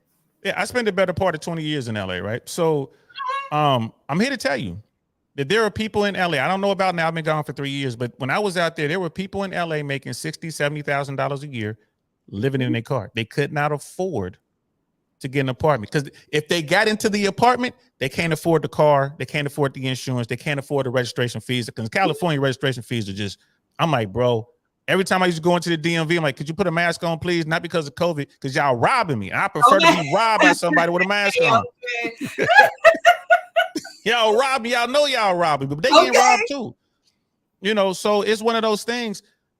People hear this big number, $100,000 for the average employee. No, and this is why Hollywood is fighting. Now, UPS won the battle, but I'm afraid they're going to lose the war because automation is going to take over, and there's nothing they're going to be able to do about it. Robots are going to be able to unload trucks, and robots are going to be able, like drones are going to be able to drop stuff off, and you're going to need less and less people. But Hollywood, and robots, they have to fight this fight. Y'all got to fight this fight to the end because they're look at where technology is right now. Right now, here is where the independent like filmmakers and stuff like that can really come up. Because what these networks are going to do is just run reruns in the meantime, right? So after a while, people be watching these shows over and over and over again. And like, they're going to be looking for eventually something new. They're going to get bored with it. Because especially in this popcorn generation, like, putting out stuff every 2 seconds, like people get bored quick. So for anybody who is an independent filmmaker, this is a come up for you. You know what I mean? You get your content together and push it out. Like if you believe it or not, there are streaming platforms. If it's up to a certain quality or a certain standard, that will take the content. Like they really will. And I'm talking about like BET Plus. They gonna be looking for content. Like the OWN network gonna be looking for content. Like all these people gonna be looking for content because guess what? Nobody else is putting anything out. So, this is the time. If you are a filmmaker or you interested in it, like get your stuff together and push it out there before the strike ends. But I mean, at this point, I ain't no telling when that's gonna be. So. And the thing is that, unfortunately, that hurts the union and what they're trying to do. It does hurt them, but entertainment is entertainment. I mean, there's, you're going to see some quality shows come on YouTube. We already see the level of production go up on YouTube. The production quality on YouTube is like insane. There are comedians out there. Like, I'm not a big fan of doing my stuff and putting it on YouTube. I like being in the club. I like that intimate feeling. You know what I'm talking about? Because, y'all know Shu Shu's a stand-up comedian as well, y'all. Yeah. She knows. I done seen the stuff. Y'all. She know what she's doing. But there's that intimate feeling you get when you're actually performing. I love that. I don't want to just post what I do, but there are guys out there making tons. There's a dude out there. His last name is Rife. I forget his first name, but this dude, he went from featuring for guys on the road to now, I think he is probably the top earner in stand-up right now. No one even knows who he is. He's doing a world tour right now, and it's sold out. You can't even get a ticket. Oh, wow. I think it's Stephen Rife or Matthew Rife or something like that. Young comedian, handsome kid. I mean, he's good, but it's like he is killing the game. He's supposed to come down to Orlando. He's supposed to come down, I think, Tampa and Miami. One of my buddies was telling me about it, Doc Willis, because Doc, he used to open for Doc. And Doc was telling me about it. And I'm like, yo, who is this kid? He was doing Wild 'N Out. It's a white boy. He's handsome. He's in shape. Women love him. I'm gonna send you his link. He's funny, you know what I mean? But I'm like, bro, you selling out in Paris? You're selling out in Spain? Like, like he's like doing shows in Ibiza, sold out. What I was is where YouTubers y'all might want to get together and start like trying to put together a protest or something, because what's going to happen as a result of this, all the big time actors and all the other actors are going to start coming up with shows now on YouTube. And see, now you're competing with like views essentially. And the reason why I say that is because like the bigger name, like when people, the bigger the name, like the bigger the draw, so to speak. Yeah. And so like, you know, most of the people gonna be over there. Well, but here's the thing though. The bigger the name, the bigger the draw. Maybe. I don't know, because Brother Penny got him right there. Mike Rife. I never heard of him until 2 weeks ago, 2 weeks ago. And this dude he's selling out stadiums. He's not selling out small venues. He's selling out or like stadiums and you know like those big concert halls. He's selling them out. I've never heard of the dude. And he's so like, to your point, I'm like, I don't think anybody's bigger than Matt Rife right now. And thanks, Brother Penny, for that. That's for you, bro, for putting that up there. Chris Smokey has a good point, man. California's cost of living is out of control. I was paying $2,900 a month for a 2-bedroom apartment back in 2017. Bro, you bragging right now. You got a good deal. Because I was out there in 2017, North Hollywood, bro. Bragging right now. Man, you bragging right now, bro. I wish I could have got $2,900 a month for a 2-bedroom. Shit, like where was that at? Anyway, he was like, my car registration was through the roof, state tax, etc. Yes, ramen noodles was a regular for me. Facts. Because you can't do nothing else. Everything you doing goes to just maintaining a roof over your head. He didn't even bring up gas prices. Back in 2017, I drive a European car. I'm not bragging, y'all. It's just I had a European car and I had a 7 Series in LA. And guess what? That 7 Series stayed in the garage because it was, God, like $6, $7 a gallon. Oh, wow. I went and bought another car. Kept the 7 Series and I had an Acura. I had an Acura Integra. I had regular gas in that joint, bro. And then like regular gas was only a couple dollars cheaper. So if it was $7 for premium, I was paying like, $5 or $4, $4.60 a gallon for regular. That is crazy. Right. 2,900, man, brother Chris, be bragging like you got that. That's a good deal, bro. What was that? That North Hollywood? God damn. Yeah, that's crazy. And then and what would 2,900 get you in New York? What? A room in the projects? Listen. Like, granted, LA is expensive. It is. In comparison to the rest of the country, LA is expensive. But when I say being in New York City is like astronomically expensive. Like, for example, I went to DC over the weekend, of course. And like just taking an Uber, I was like, how much is Uber gonna cost? Listen, just to Uber from my apartment to the airport, it's like literally like a 20-minute ride. Don't you know it was $40? $40 for 20 minutes. And then when I got to DC, from the airport to like the hotel I stayed in, and mind you, it was roughly about 15-20-minute ride. It was like $14. Damn. That was it. So I'm just like, so if I'm in New York, I was like, my God, this is cheap. You know what I'm saying? In my opinion, this is super cheap. Like, bro, all I'm saying is this: if you dating in New York and you got that woman paying for her own Uber, you owe her drinks and dinner. Right? I'm saying it's don't even date, don't even ask her out. I'm like, she should expect. She should expect.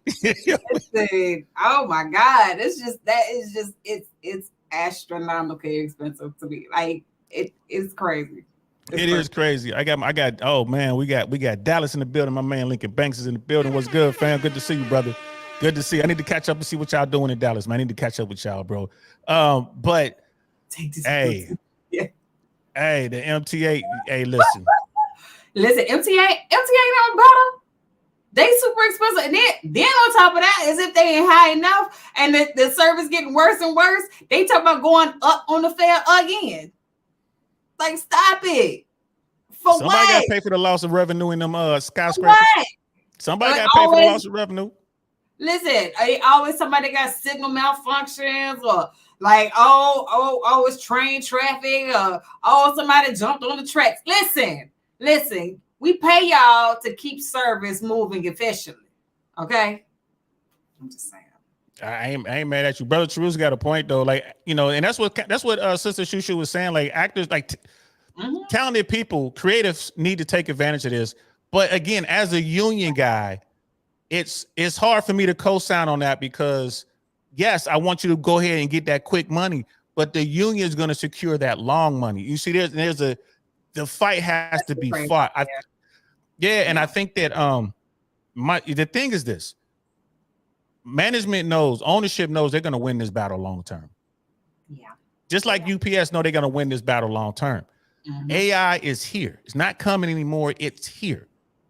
Right. And now, I mean, you can go online right now and go ahead and make your own personal avatar look just like you.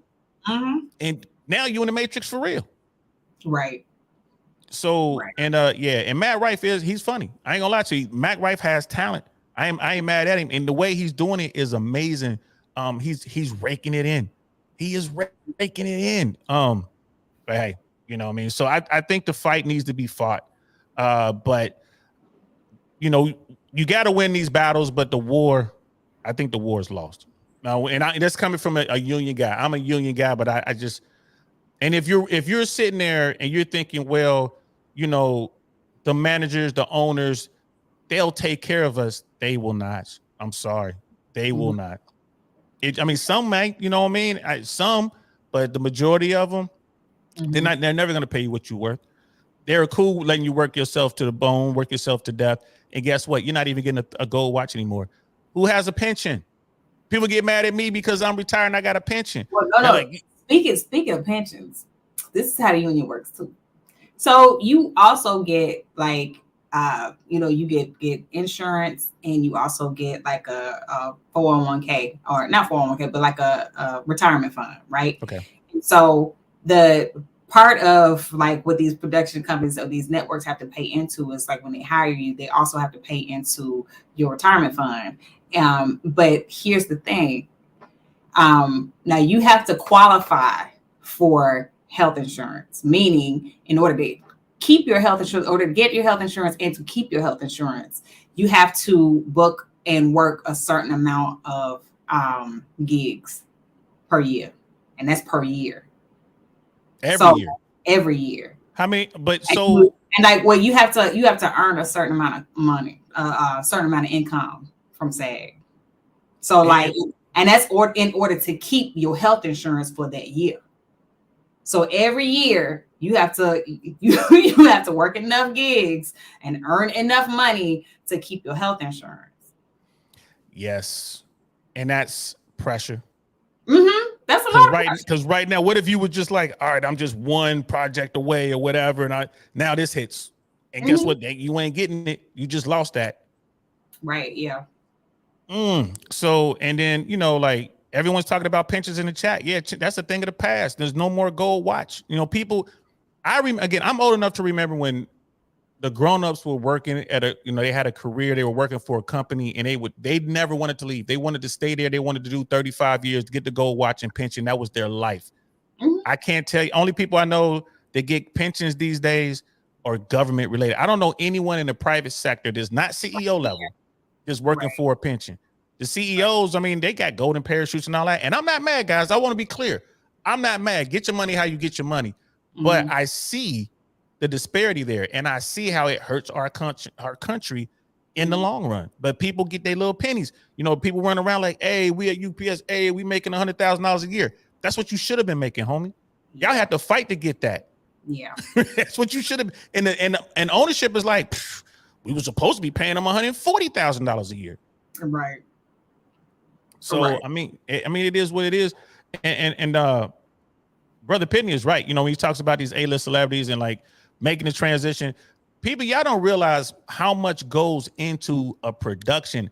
Actors only focus on acting. Yeah.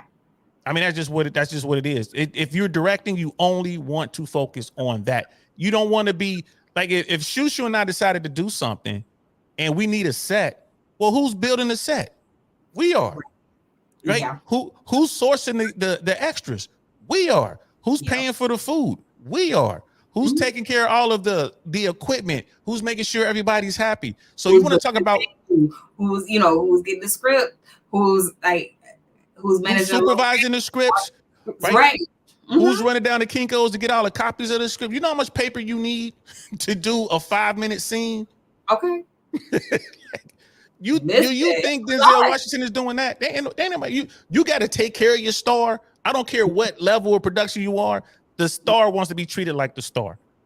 Right. Right. Like, Exactly. so you're like, well, Shu Shu's the star. Like, no, but she's also the executive producer. She's also the DP. She's also director of photography. She's also the PA. Like, so Okay.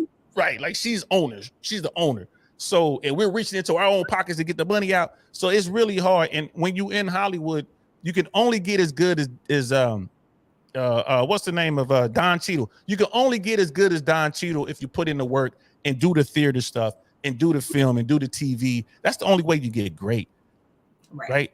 So this is why they got to do it. But again, I just think it's a losing battle. Right. Yeah. Long term, but it's worth the fight. I mean, get it now. Get it now. Okay. So yeah, I mean, I was hoping we could talk about a few other things, but we're an hour 25 in. I mean, you know, I love talking to you, but last time I think we was on here for over 3 hours, and I was like, I felt bad. Like I had Shu Shu up way past her bedtime. So I want to make sure we end in 2 hours, but I think we got enough time to talk about relationships, because I had a video pulled up with talking about union stuff with PBD, but we don't need to do that. You know, we can just forego that video. But I do have a video up that I saw on this one podcast that I think they pretty cool. They got this one girl on there. She's kind of hot. So I was, you know what I mean? She has some stuff to talk about relationships. There she go right there. I don't know if you ever. Oh my God. Just like There she go right there. Hey, and for those of you out there who thinking y'all gonna, you know, I'm gonna go meet Shu Shu, I'm gonna go find Shu Shu. The man next to her on this video is her brother, who is a Green Beret, a guy who's on the teams. He got a lot of experience. So you going out there and try to do that if you want to. You know what I mean? Might be some red dots on your clothes. Like, what's up with this red dot? You know what I'm saying? We got brother Michael in the building. What's good, fam? Good to see you. Please like the video. Please like the video. I appreciate that. So this is from last night. This is from last night.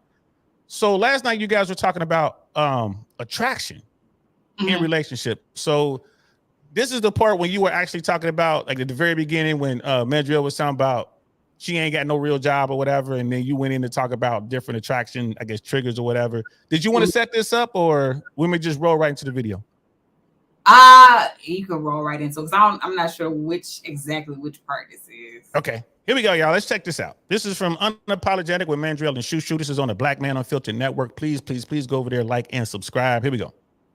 Responsive desire versus sparky desire. A lot of the way we think about sex and how we get excited is in terms of this. There's this spark where there's this instant fire, this instant flame, and all of a sudden we see somebody that we are interested in like sexually, and it's just like woo, like automatically let's go. And righteously, for a lot of people it does work that way, but then you do have some people who have what they call responsive desire. And responsive desire is maybe there is like there's something else that sparks them. Like for instance, you know, a man making over $100,000 can be responsive desire. And making it a waterfall. Does it really? You know, or seeing Kirk Franklin dance like that. You know what I'm saying? Does it really turn a woman on though? What? If a man make a lot of money? Yeah. For some women it does, yeah. Because it. How is it the Mandriel don't know this? Right. Or was he trolling? Was he trolling? What do you mean? A guy who makes a lot of money is actually said out loud, like, wait a minute, that actually turned that's actually a thing. Yeah. There is no such thing as an ugly billionaire, people. I don't care where you are on planet Earth. You're a billionaire. I don't care what you look like. Okay. Don't care. Especially in Hollywood, honey, all you got to say is producer, she is on. All you got to say is director, she is on. And if you can back it up Filmmaker, with anything, she is if you can on. back it Right, up. I'm a director, and then a bunch of people come running up that she knows in the industry and can right, co-sign that. right. Yo, you smashing that night. That's night. Look at Life of Cash. Oh, she said the S word. Giggity. He said that first. Giggity, giggity. So, but no, I mean, what are the other? I mean, because I thought that was really interesting when we was talking about that part. Because to me, I'm like, duh, of course. Right. But a lot of people, is it they don't accept it, or what do you think it is? About what the desire part? Yes. No, because a lot of people, because you do have some people out there who have more responsive desire than like sparky desire. Meaning, like maybe if you touch them a certain way, or a sense, or like a, maybe something that a particular thing that they do, or something that turns your partner on, like, but they don't understand that. Most people, their idea of how people are turned on is typically it's just something instant. It's just, I see something and hey, I get excited and I'm ready to go. And like, that's not the case for everybody. It's not how that works. Although I would argue, and tell me if I'm wrong, that most women know right away if they're looking at some guy, if that's some guy they'll be intimate with or not. Now, of course, that could change moments later when the guy comes over, opens his mouth and says something stupid. But initially, women just look like, I smash him. Would you say that's true, or would you say that's a myth? Not always. Because you do have some guys, you be like, damn, he can get it. But then, like, some guys will, like, after you get to know them, it's just like, oh, wow, you see them in a different way. It's just like, you kind of cute. You know what I mean? Or like is things about them that you find attractive. So then wouldn't that be the difference between arousal and attraction? Because the guy who can get it, like, he can get it, that's just pure arousal. Where the guy that you get to know and is like, oh, something about his intellect and the fact that he's a billionaire, and I want to get to know this guy. So then that's attraction, because I'm attracted to your mind, or I'm attracted to your resources. Would you say they're the same, or would you argue there may be a little difference there? There may be a little difference, but they are similar. So like, I can be attracted to like for instance, a wealthy man, he can be attractive, but I'm not aroused like sexually. So like, I don't really want to sleep with him though. Like, you can have someone who is, very intelligent. Intellect is sexy, but it don't necessarily means I'm aroused. Like, it's not going to necessarily make me want to sleep with you. You know what I mean? It just makes I am drawn to you, like, because I like may enjoy picking your brain or having a conversation with you, but it doesn't necessarily mean that I'm aroused. Like, arousal is something different. Right. I would imagine this varies from woman to woman, of course. Not every woman does one thing or the other. But I have been with women, and like, we'll meet up or whatever, we do what we do the grown-up stuff, and then just have conversations down the road. And it's like, hey, what was it about me? Like, did you know? And sometimes they'll tell you, like, yeah, when I first saw you, she was like, you could have got it that night, but you ain't tried. If you'd have tried, I'd have gave it to you. Like, damn, for real?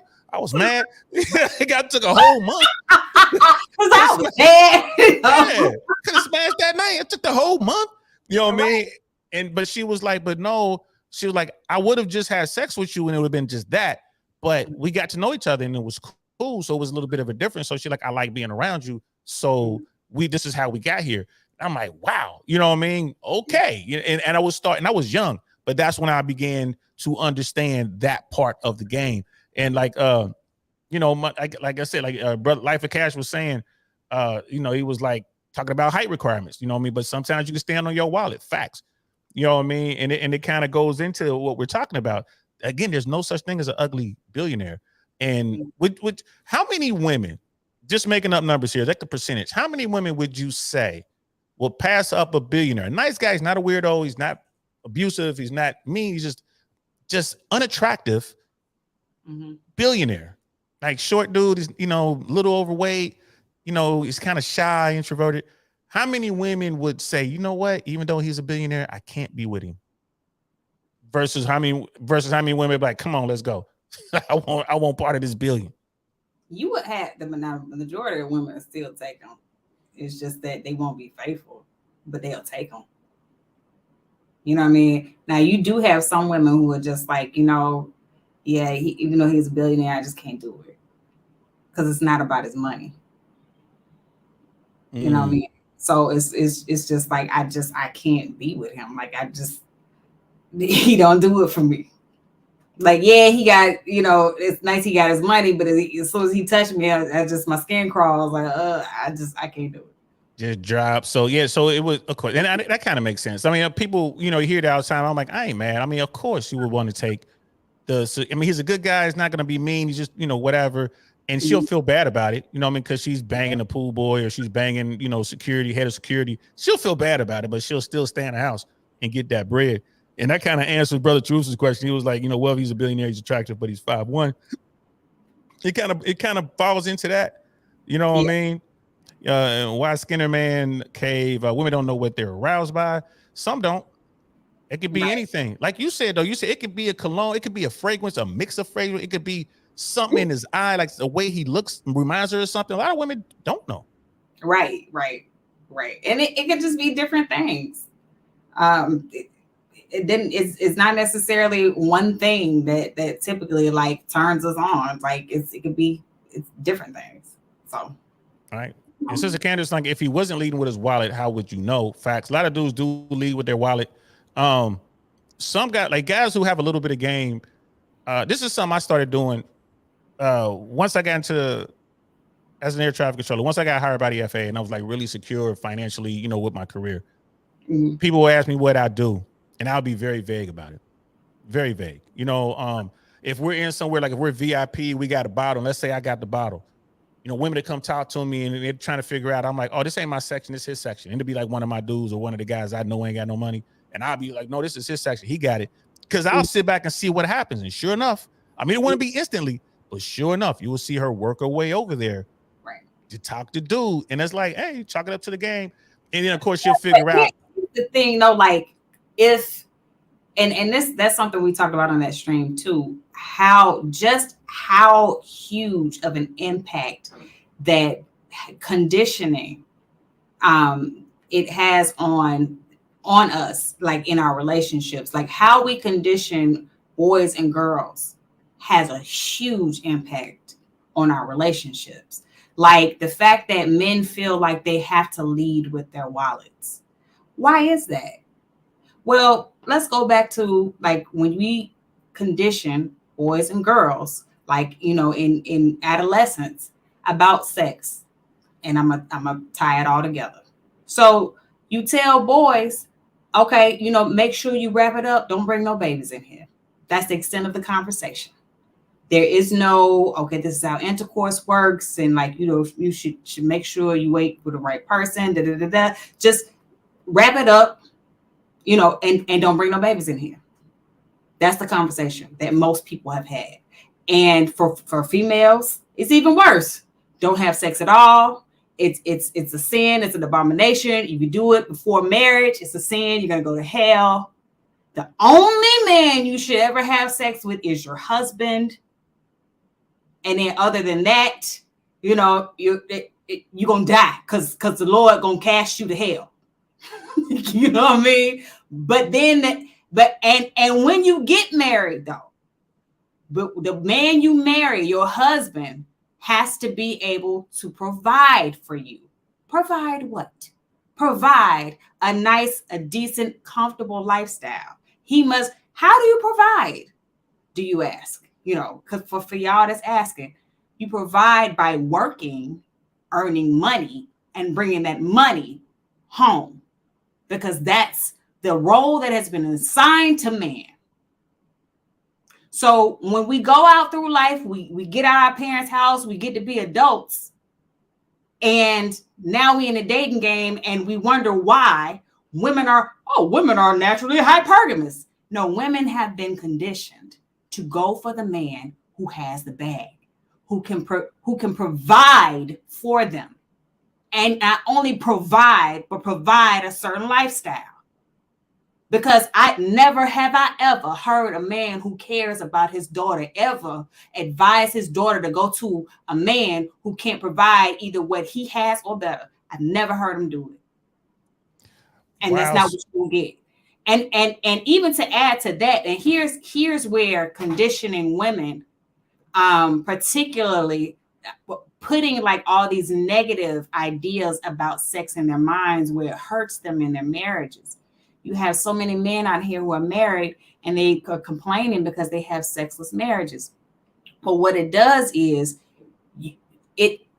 when the woman thinks about sex, it's all negative. It's all negative. You know what I'm saying? All she has is negative associations with sex. So now when she gets married, now she's in an environment where it's okay to have sex.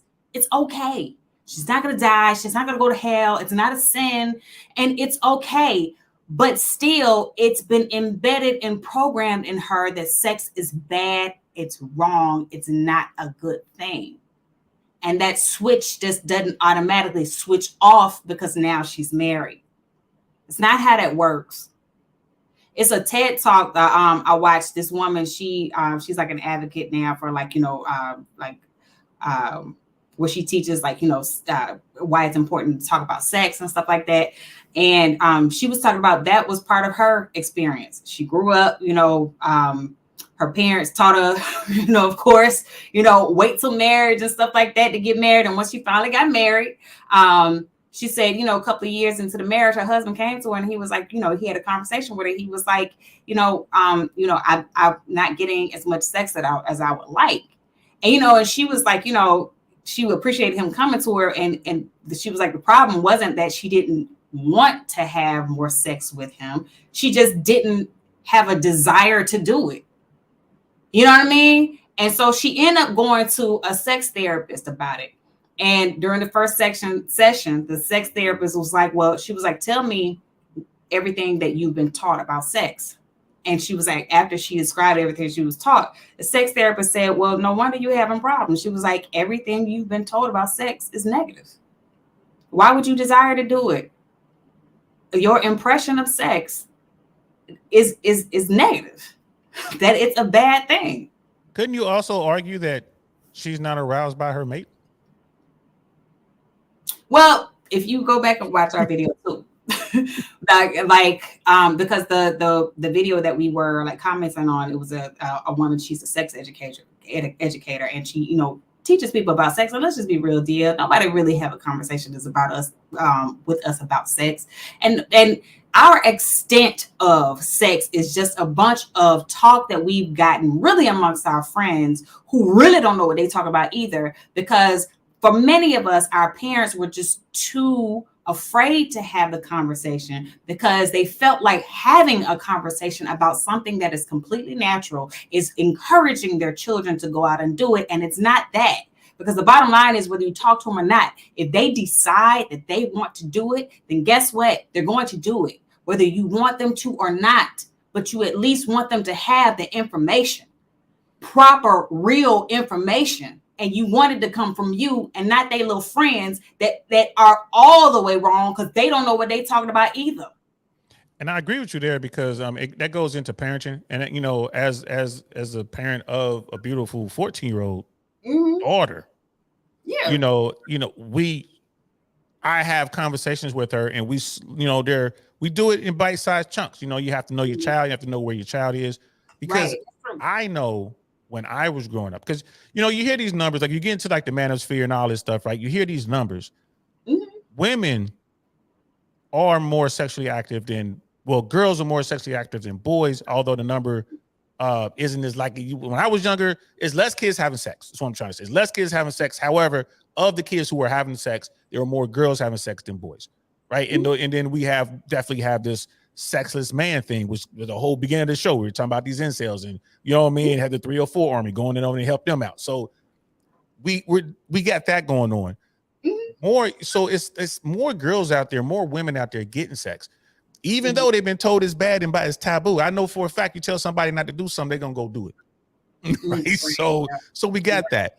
But I do believe that a lot of women who don't like having sex, and it's people that I know, like, you know, like, man, I'm not having sex with sex is marriage, And I knew him when we was young. I'm like, you ain't had this problem when we was 15. Where did this come from? And like, you didn't have, well, we was young then. Okay, what about 25? You didn't have this problem when we was 25. You know what I mean? So now you 35. What happened? And a lot of times, and this is just anecdotal. Of course, I don't, you know, I'm not a doctor. I haven't studied anything. I don't have any letters behind my name. But we will always come to the same conclusion. They didn't want to smash the husband because they had lost attraction for him. These are just the ones I talked to because they were still smashing. Well, here's the thing. Well, you know what? You were absolutely right. And it's a video I played, like the last video I played explains why that is. The professor, the medical professional that explained that, he was like, and the title of that video is Why Women Are Not Wired for Monogamy. Interestingly enough. And because a research was done, and what it found was that, you know, typically when men and women start off in a relationship, especially like when they're young, their libido starts out roughly like around the same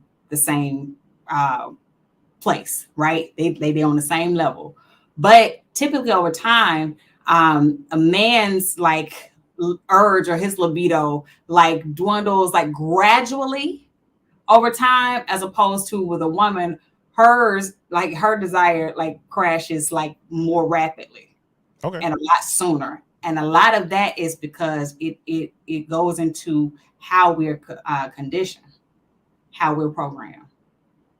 It's where that stems from. Because you think about it. So we have this dual switch. There's a turn on and a turn off, right? Everybody has it. So the way we program and condition boys and girls is we program boys like to be little Romeos and to go around and that you try and get as much as you can get, right? It's attached to your manhood. And what that does is it puts more emphasis on the turn on part, and less energy on the turn offs. Well, when we program and condition girls to hold out and wait until marriage, what that does is it puts more emphasis on the turn off. But can I jump in right there? We're trying to program girls to hold off, but they're not doing it. That's the point I wanted to make. And Brother Lou was saying the same thing. Like when he was in high school, he was like probably one of 30 dudes who was getting some. And that's out of about 250. A lot of girls giving it up to the same 30 dudes. My point is, we're trying to tell these young girls not to do it. It's bad. You're going to go to hell. It's whatever. It hurts. But they're doing it. Well, that's because like inside, like that's what I'm saying. Like we don't understand why this is happening. Like, yes, just because you tell her not to do it, like she still has an urge to do it. And the reason why she has an urge to do it is because hormonally, like her body is literally changing. Exactly. And so, yes, she's going to want to do it.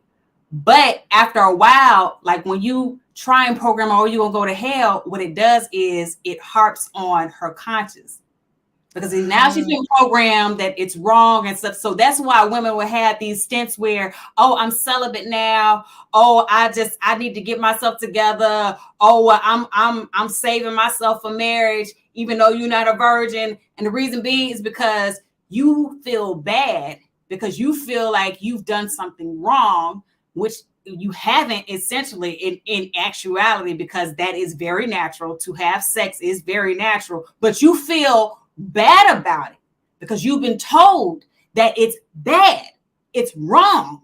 So that's part of the reason why y'all hear these women talking about, oh, I'm celibate now, I'm taking a break, oh, I'm saving myself till marriage, even though they not a virgin. Yeah, I'm working on me. Life of cash right here. I'm working on me. Like men, y'all really don't realize how y'all really have done this to yourself. But well, no, hold on. Men aren't getting it like that. So when you say men, y'all don't know what y'all have done, you talking to a very select group I said, of men. y'all, you've done this to yourself. And the reason why I said it is because men set up society. Men set up society. And you know, that's just what that is. You did it to yourself. I wouldn't even get into that, you know, discussion. I would concede that. I was like, okay, I'll concede that to you. It doesn't change the fact that it's still a select group of men, a small percentage of men who are out there getting it. And I'm listening to your argument, not your argument, but the argument they're making that there is, you know, they've been programmed, women as girls, this is bad, don't do it. They did it anyway. And then later on in life, it catches up with them because they're thinking, oh my God, I've been doing all these bad things. I would argue that some women who were out there getting it, like the 304s, and then now they want to reform, right? And I'm talking about the women who kept it in the closet. I know a lot of women that was doing dirt and nobody knew, right? Like they really kept it in the closet. They're not having these issues. Like they got married, they had their kids, and it's like, okay, they're not having as much sex with their husband, right? But they're having sex. You know what I mean? Some of them are faithful, some of them aren't. But they don't have these, it's not a thing like it's sexless, right? Because a lot of these women, they're in a sexless relationship, but who they married? They married that dude who was doing really well. They married that dude that they weren't necessarily, like turned on by. And, it's like, whatever. And like you said, men made this. We set the laws in such a way that she knows she doesn't have to have sex with him. And if he challenges her on it, she walks away, she gets the house, she gets the kids, she gets alimony. Not forever alimony anymore. Shout out to DeSantis, but she'll get the alimony and then she'll get the child support. So you're right. I would say that, okay, men have set this up in such a way. I don't know what I'm doing here. I was trying to make a box. They set this up as, oh, you know what I mean? Like, oh, man. It's what happens when you get Shu Shu on the show, y'all. She just have you out here about starting the Vogue or something like that. Like, hey. Okay. But they set this up in such a way that they hold all the cards. And I would argue they're unhappy, but not unhappy about having sex. They're unhappy about who they have to have sex with. That's what I would argue. Because these women who got the guy that they want, they got the best dude, they got the exact man that they want, that marriage ain't sexless. And I'm talking about all the way into the golden era. I mean, now to the blue pill, got them happy blue pills. Shoot, I be watching old ladies buy these pills for they dude. Like, hey, my mom get me some tonight. Eat these.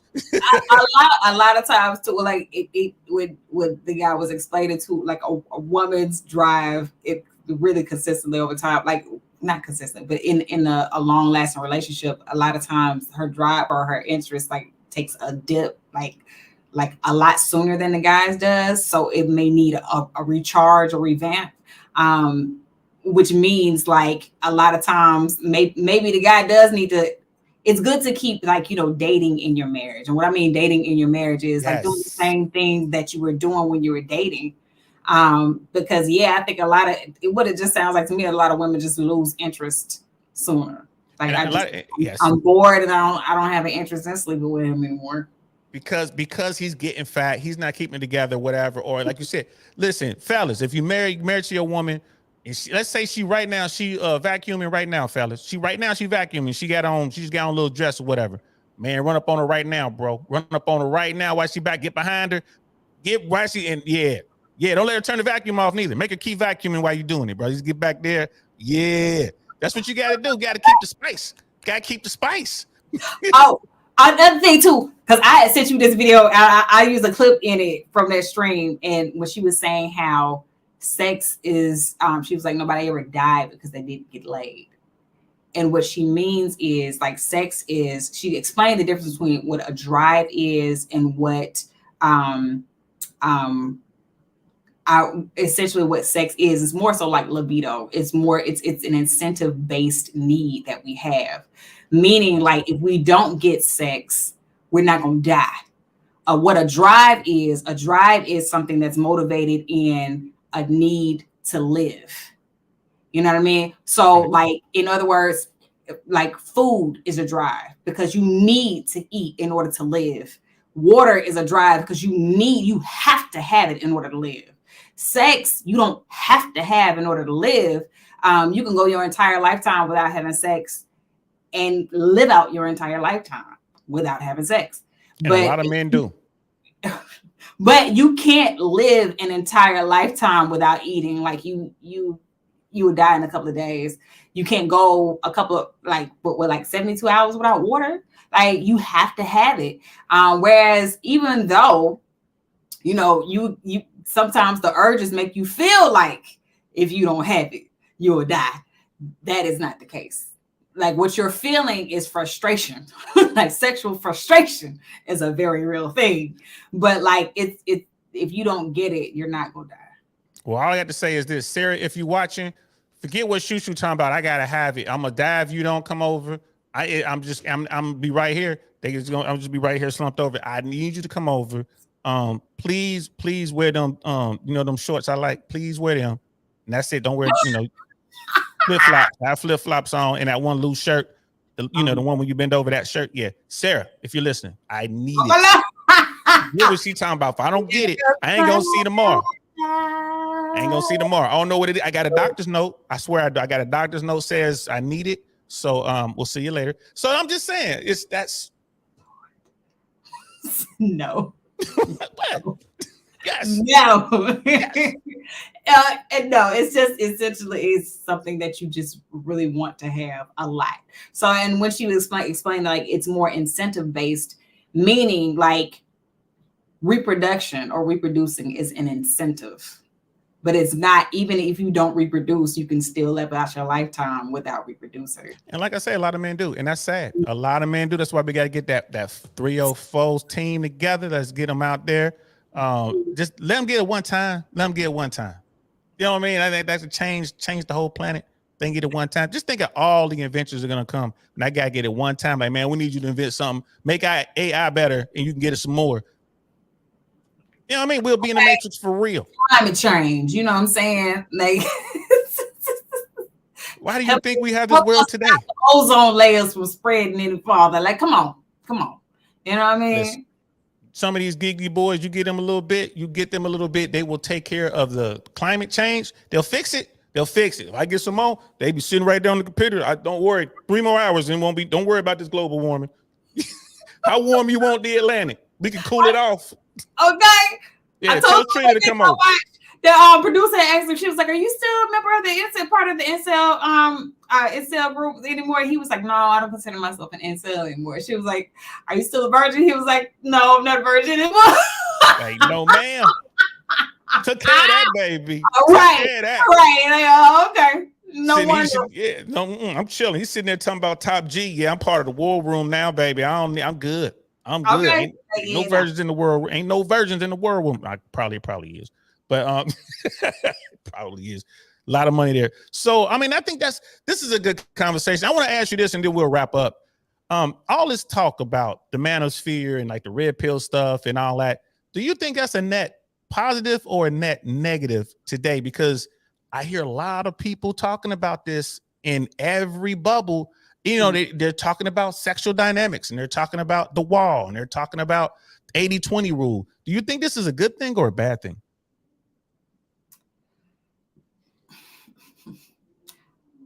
I don't like shun the red pill space because I do think that the benefit of it, or the initial benefit of it, was for men to have a space to talk to other men who experience the same thing that they were experiencing. Because it is good to, like, it's very cathartic to be able to have someone else out there that you know feels the same way you do.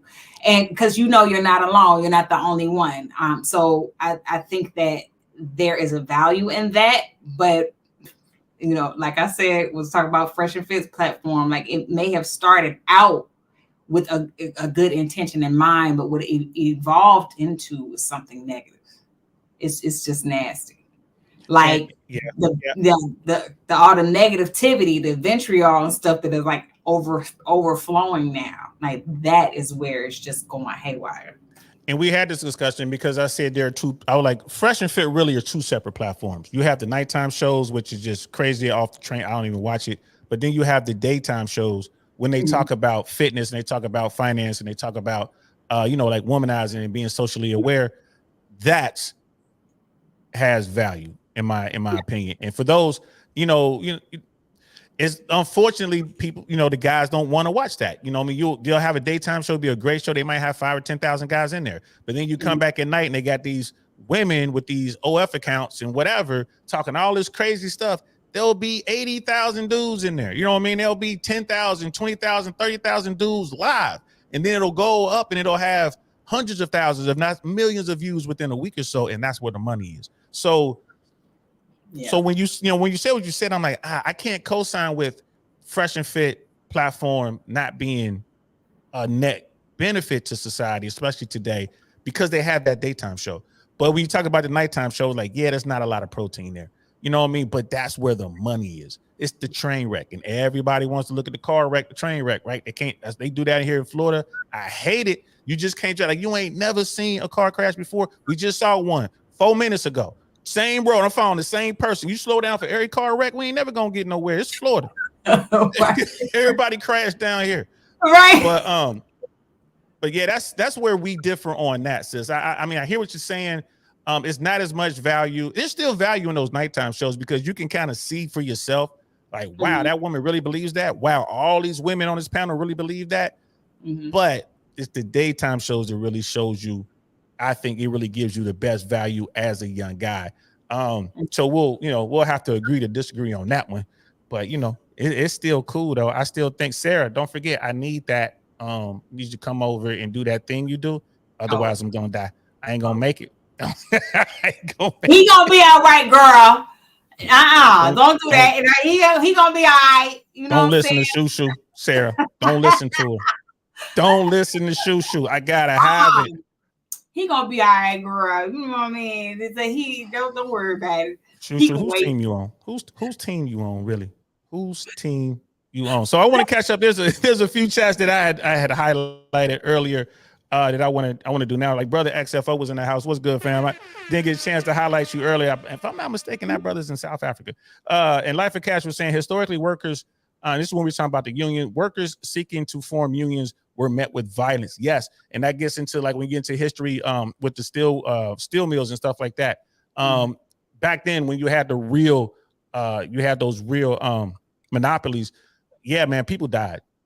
Workers died trying to get enough money so they could actually buy food and feed their families, to keep the kids out of the workplace. Right. That was another thing, like, people fought for, keep children safe.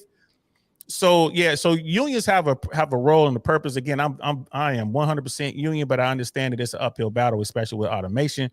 Brother Truce was saying, thank you for bringing up the numbers, DL. Purchasing power means all the UPS workers got was an adjustment to what they're supposed to get. Facts. And that was, from earlier. And then we got last good man in Jersey, Brother Jeans, in here. What's good, man? This brother right here will tell you, when you talk about this sort of stuff, go to the Philippines. That's always his answer. Go to the Philippines, and you ain't got to worry about this stuff. So any final thoughts, girl? I think we're going to wrap this up. It's 2 hours. I didn't want to keep you past your bedtime. Plus, I got Sarah coming over. So is there any last thought? Oh, Lord. Sarah smile. Okay. So I guess my final thoughts are, I mean, to all my acting brothers and sisters, all my fellow union members, keep the fight, keep stand strong. I may not be out there on the picket line with you, but I'm with you with spirit. You know what I'm saying? Gotta keep my 9 to 5. My lights got to stay on. Okay. But no, like, yeah. I mean, I don't know. I don't really know what else to say. Like, it's a crazy world we're living in. For independent filmmakers, this is really like a time where if you have any kind of scripts you're working on, focus, settle down, and finish it. Get it shot so you can get them out here and push them out to I say push them out to the streaming platforms, because they're going to be looking for content. Like that, there isn't anything, like, all production is stopped. So this is a golden opportunity for you for as far as, like, the other actors who are in the fight, and I don't know, keep your head up. You might have to start looking at maybe some other forms or other sources of income. Because after all, that's another thing we didn't touch on, deal. Like, this is a gig culture. So like, the average person works like either multiple jobs or has like 2-3 other side hustles. So I mean, that's not like it's something unheard of or something new. We all gotta do what we gotta do, pay our bills, and there is no shame in that.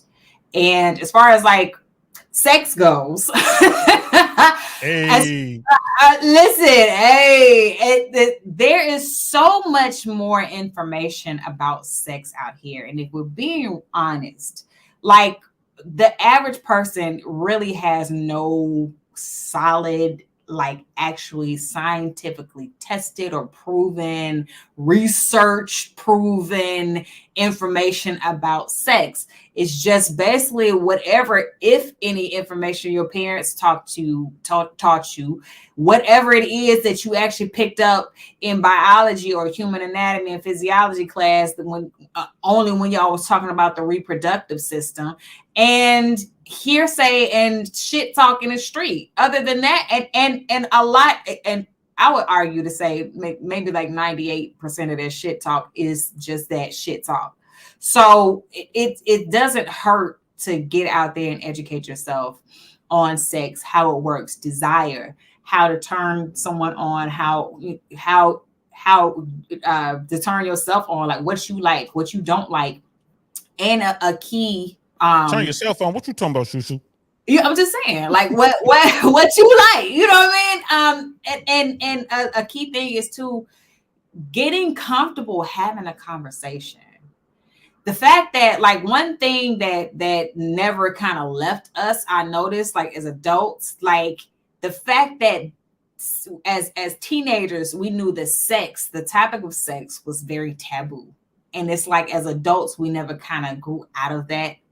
And so when it comes to actually having a conversation with your partner, the one you're in a relationship with, it's like we clam up and get so nervous and so scared to have a conversation that can actually open up your sexual world to new heights and new horizons. So have a conversation. And that's facts. That's facts. Couldn't have put it better myself. Sister Candace is right. We're talking about, and talking about the manosphere and fresh and fits and all that kind of stuff. Like the degradation of the family unit and fatherless households have birthed a kind of communities men seek and benefit from. Like anything, take what's valuable to you and leave the rest. Facts. That's what I'm talking about right there. That's how I see it. I hope more people learn that and they can see it that way. Sis, I want to thank you so much for being on the show. You know what I mean? I love it when you come here. We try to get you over here twice a month. Man, right. It's always the highlight of my month when I got you over here. Like, it's so cool. That's for you. Appreciate you. Thank you so much. And to Sister Rosalind, like, yo, I'm gonna cash app you those donations we got for you. Please keep the sister in y'all prayers. She is battling cancer for the second time. You know what I mean? She's gonna go in there and handle it like she gotta handle it. And we're gonna be here to support her. So, sis, keep us updated. I know she's been keeping me updated, and now I know everybody knows. So I will be keeping everyone updated. When I get the information, I'll definitely let y'all know what's going on. She's about to go in, if I'm not mistaken, here real soon for this chemo treatment. So let's, for those who do pray and for those who don't, please talk to every God, to everything that you can. Nothing but good vibes out there for sis. And thank y'all so much for rocking out with us. As always, when Shu Shu's on, the show is popping. You know what I mean? It's popping. I ain't mad. So, and yeah, if y'all see some people out there striking, man, blow your horn for them. If you ain't gonna get out there, maybe give them some water or something. Maybe an umbrella, because Hollywood done cut down them trees. They ain't got no shade. Okay, umbrella, something to give them some shade. Because they tired, their feet tired. Go ahead. Oh my God, they tired and hot. Woo, boy. So thank y'all so much for rocking out with me. That's Shu Shu. I'm DL. Oh, let me get it right. That's Shu Shu. I'm DL Saint. This is I Really Want to Know podcast. We're gonna talk to y'all later. Peace. All right, and look, I had my thing messed up. Here we go. One more time. Peace. We out of here. Darn, that's the end. I'm getting old, girl. I messed that all up.